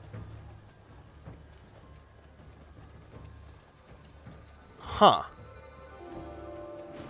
Draken says, my daughter just got back from Tapa. She said it was an amazing time. That's good to know. Always good times.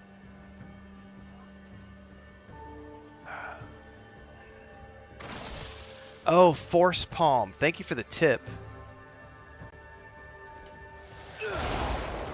I didn't even think about Force Palm. Thank you. I didn't even think about Force Palm. I was trying to push it in. Push it real good.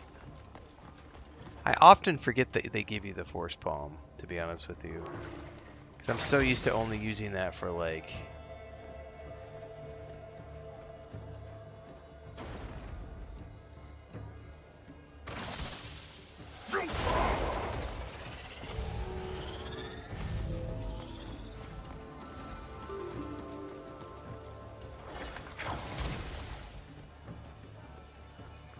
Because I'm like trying to push it in going, it looks like it fits, what the hell?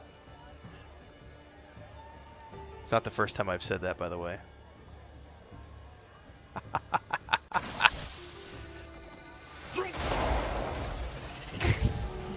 Looks like it would fit. What's going on?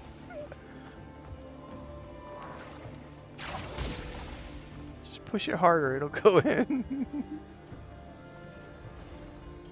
Just slam it in. Trust me, you don't ever want to slam it in, kids. Don't ever do that. Don't ever use your Force Palm to slam it in. Trust me. Behold the gate at last perfected. Success is within my grasp. He who breaks the chains of convention and seeks the truth. Right. Homina, homina, homina, homina. Witness miracles.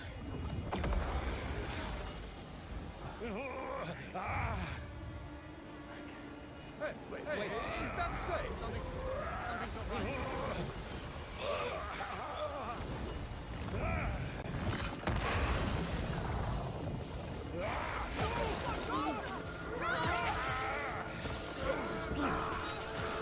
Stop! Let go! Do you think that? You've lost your mind.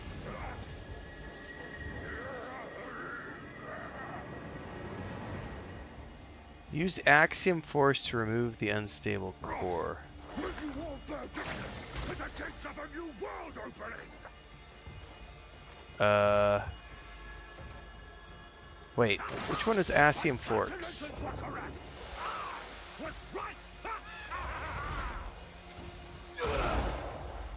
Hang on, it didn't do what I thought it was going to do. Axiom Force. No, that's Palm Focus. Which one's Axiom Force?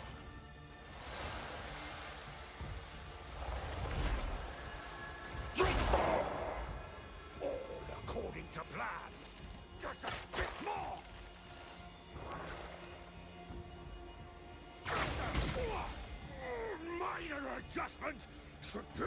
Do I have to get a different angle or something? Up, up, up. Yeah, it's that's what I thought it was, but it's not doing anything. I wonder if I have to get a different angle or something.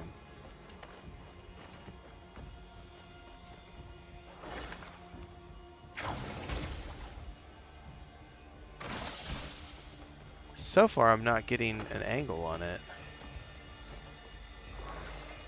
I would pull it if I could, but it's not letting me pull it.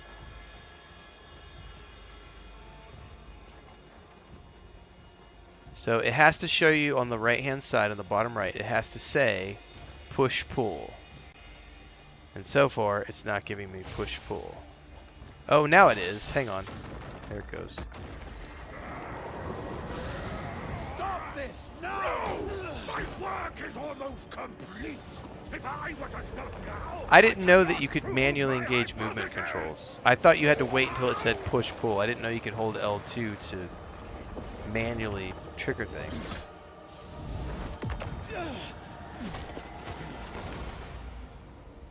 Screaming! Are you all right? Oh my goodness.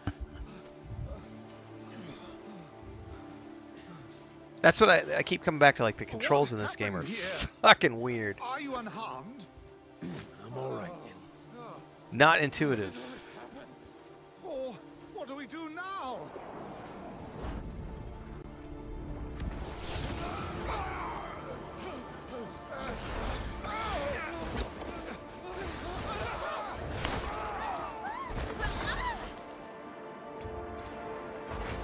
I wonder if I can switch back to my armor, or if I still have to keep this, reveal a hidden weakness.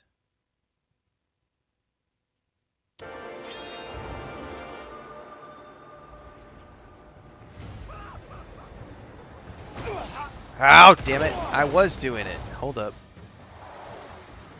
Ride the current air at the middle of the experiment with flight to approach Tenebrum. I don't know what I'm supposed to do here.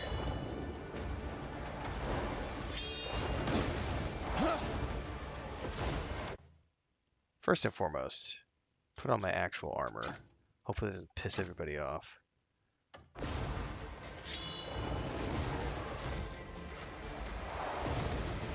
Ride with flight.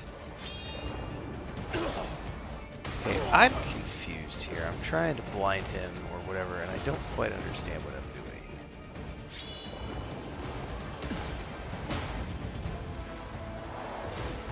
And now I'm stuck behind that. Whatever. It tells me I should ride the currents of air.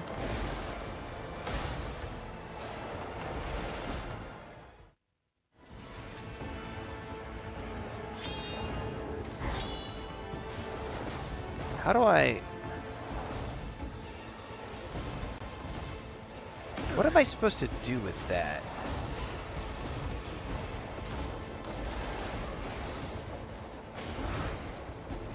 What the fuck am I supposed to do here?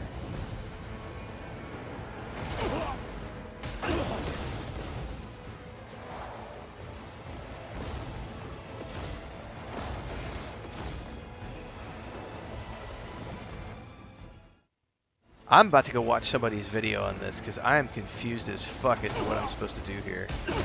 I understand it says ride the current of air, blah blah blah.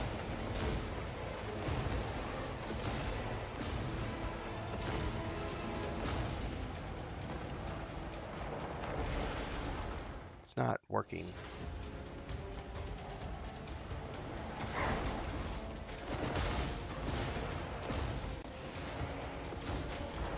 What the fuck, man?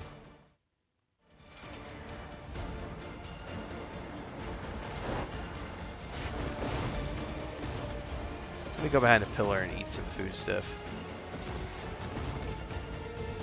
It doesn't say anything about force palm yet. It just says ride the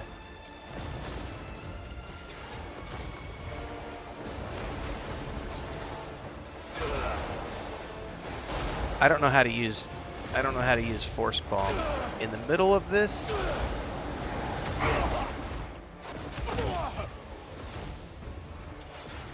So they're asking me to fly and then pay attention to the controls on the right-hand side at the same time to figure out what the fuck I'm supposed to do. This is one of the most poorly designed piece of shit fights I have ever seen. The moment I get up in flight and I get the instructions on the right-hand side with how to use the attacks,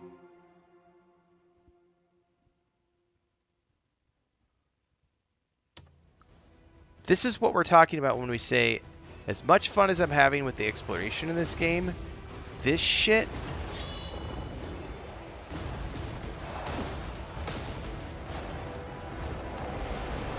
we're force palm R3, so it's the same as when you're on the ground. Problem is I'm out of like health things. I need to go over here and like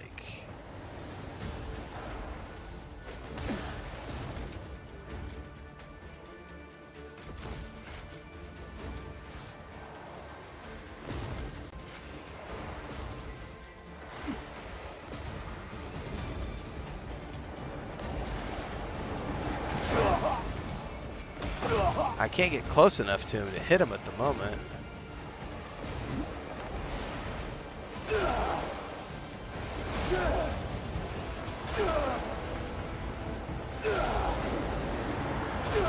I'm at him, and yet I'm spamming the force palm ability, and it's not doing anything. So you see that? Like I'm hitting it and it's not doing anything. So people who are telling me to force palm him, it's not doing anything.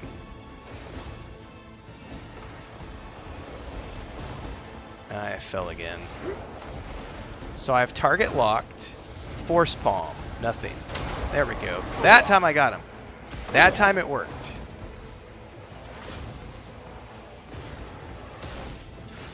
But it's busting my target lock every time I jump in here.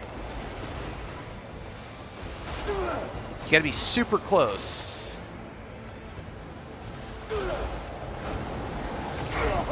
And facing him, and that's a huge issue because it's not wanting to be. Yeah, you have to be right on top of him and facing him. And holy shit, I'm chewing through all of my food items here.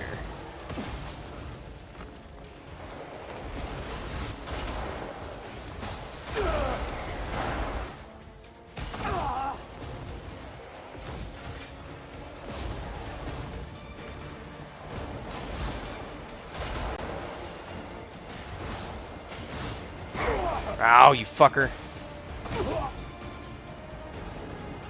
Yeah, and to lock on, you also have to be fucking...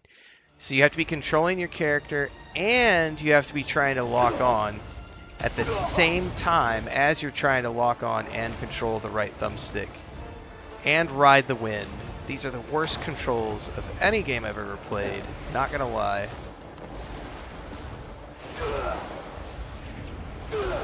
Turn!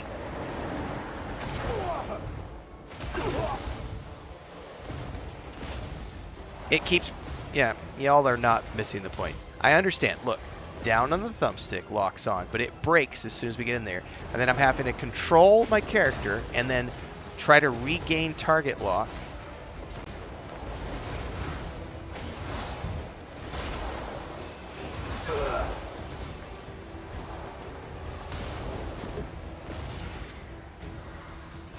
And then it breaks target lock. You see that? Target lock is broken.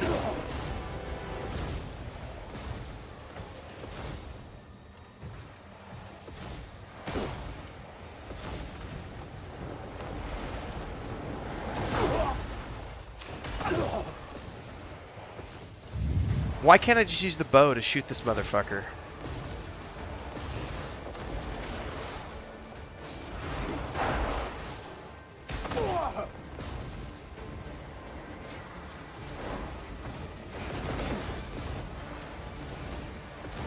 And now I'm trying to left thumbstick and left thumb pad to heal myself at the same time.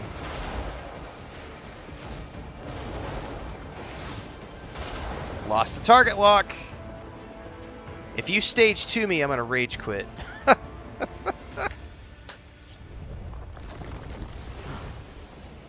Holy fuck, that was a pain in the ass in a stupid fight.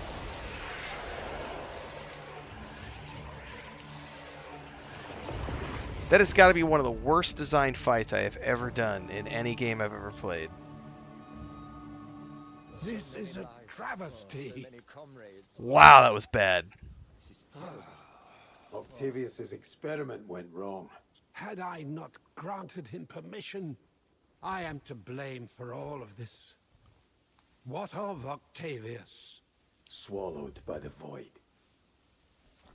A consequence of the experiment. Just now, there was some occurrence at the Spire of the Stars. Could you go and investigate? Oh, dear.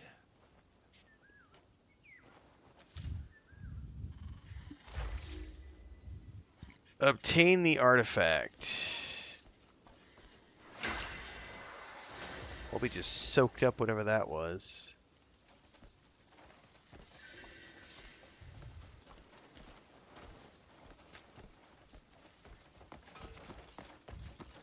Yeah, that was hands down probably one of the worst boss fights I've ever faced in my entire gaming career. Not difficulty-wise, control-wise. Like, trying to maneuver your character, keep target lock, try to get the force palm off. There's like, you're like pushing 10 different buttons at the same time, and then the target lock keeps like breaking. Kvorr says that was buns, as my daughter says. Can you grab him with your grabber arm? I wish I could have. That would have been cool.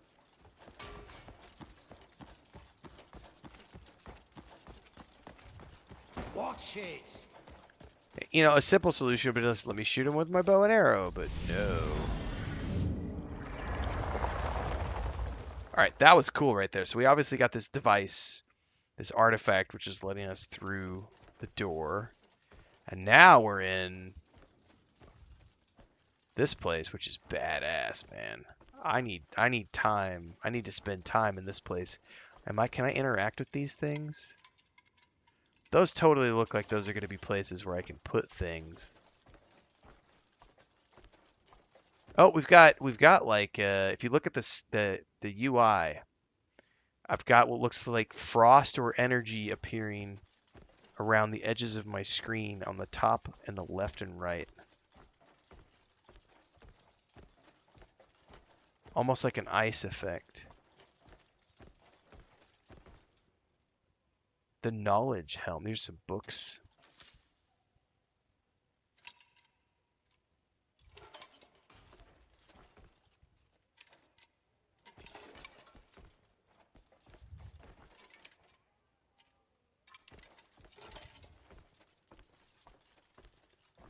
Constellation Research Journal.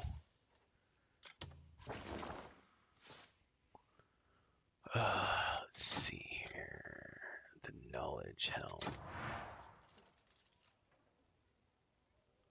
Correct. Challenge and poor design are two different things. That was very poorly designed. A blueprint for a helmet of abyssal technology.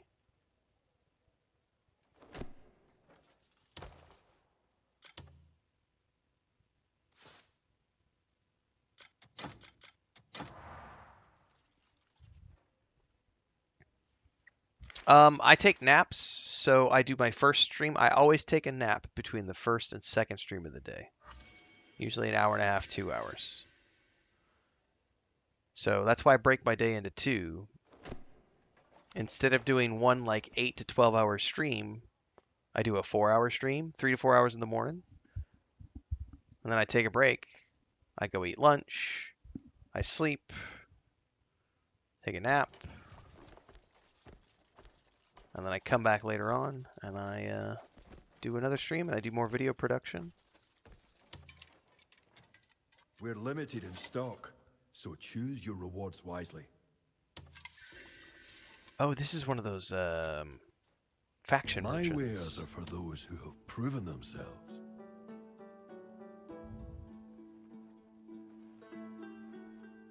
So if you wanted to get the full scholar look, you could.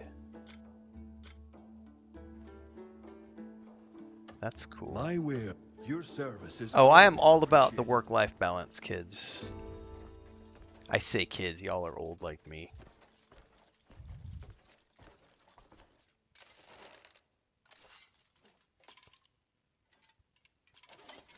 But yeah, work-life balance is mandatory. We are not the burnt peanut streaming like 9 hours a night, 10 hours a night, eating pure McDonald's and yeah.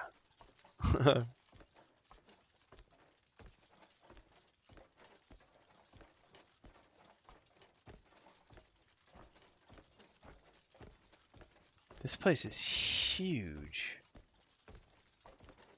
And I have no clue how to get where I need to go. Oh, I think there was a road I was supposed to take. This is like a...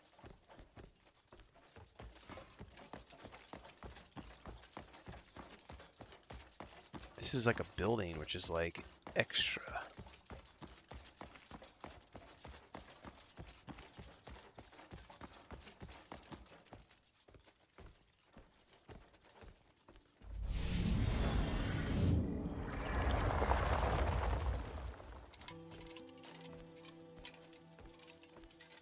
There was a recipe. Hang on, I gotta go back up. There was a recipe above me. I gotta go grab that, man.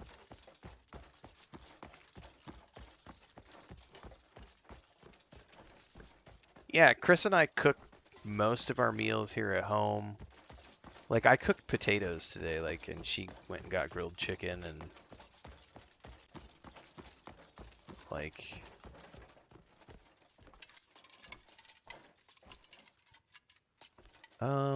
Is that? Do I have to, like, jump up, maybe?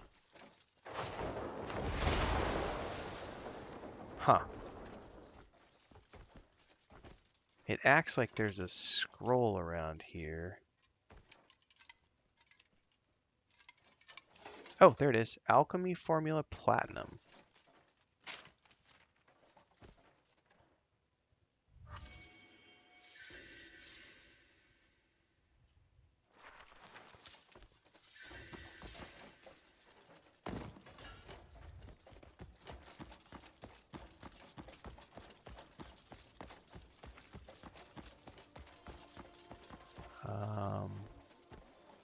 No. There's like a road I gotta go find.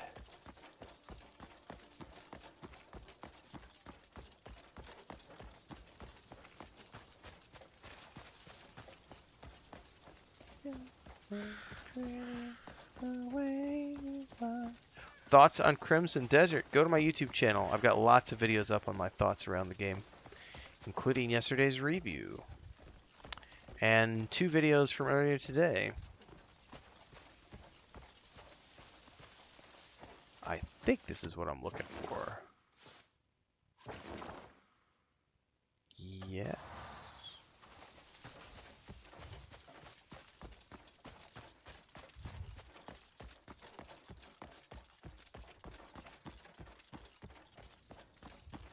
Alright, I'm getting more energy things all around my screen.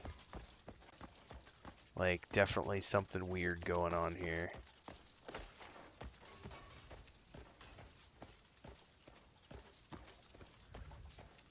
It's like frost, I think.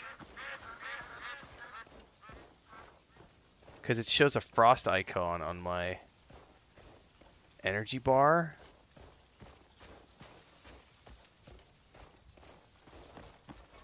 That right there, it shows frost. So I think that's what that is on the UI element, on the HUD, it's displaying it as like frost because it's cold. It's interesting. Yep.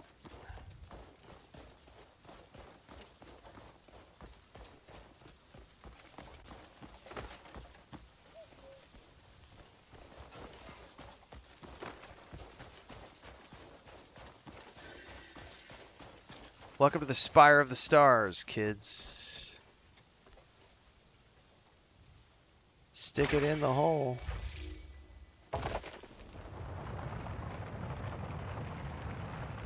Oh, I just saw your comment, Gray. The thing on the UI is cold damage.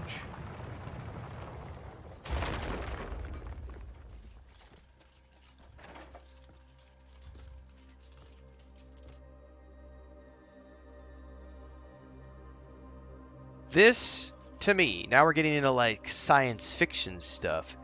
This intrigues me.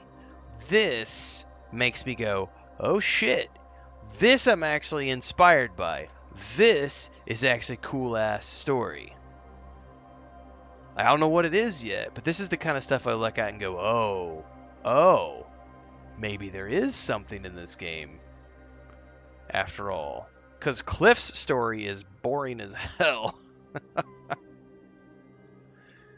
But now that we're here, we obviously have a puzzle to solve. And we're going to have to do a lot of research to figure this out. But that'll be next time, everybody. Because I'm burnt. I've already done my 8 hours for the day. I am tired. It is almost time for my bed. I need to go get a late night snack, brush my teeth, and catch some Z's so that I can get up in the morning and do it all over again at around 5 a.m. Central, as we always do. So I'll see everybody bright and early for the next stream where we're going to pick this up where we left off. Let me make sure I saved this game here just in case. Oh, I've got a skill point. Hold on. Before I save, where do I want to spend my points? I have been told that I should take a parry ability, parry ability. I need to find it really quick. Where is...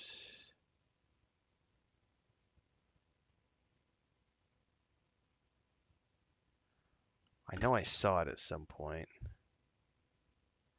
Counter, dodge. Yes, I already have parry, but I can enhance this one more time to get counter. Attack right before being hit to interrupt enemy attack. Let's take it. So that enhances switch. So that should help with combat a little bit. And now I can save the game. So now I can L1 to precisely block an enemy attack. I can dodge, and then I can attack right before being hit to interrupt an enemy attack. So that just means I can just spam my R1 button, excuse me, and hopefully interrupt them a bunch. That'll be fun to see how that works. But for now, let's save the game. And I'll see everybody tomorrow. Have a great evening. Thanks for being here. Don't forget to go over to the YouTube channel for everything that happens in between.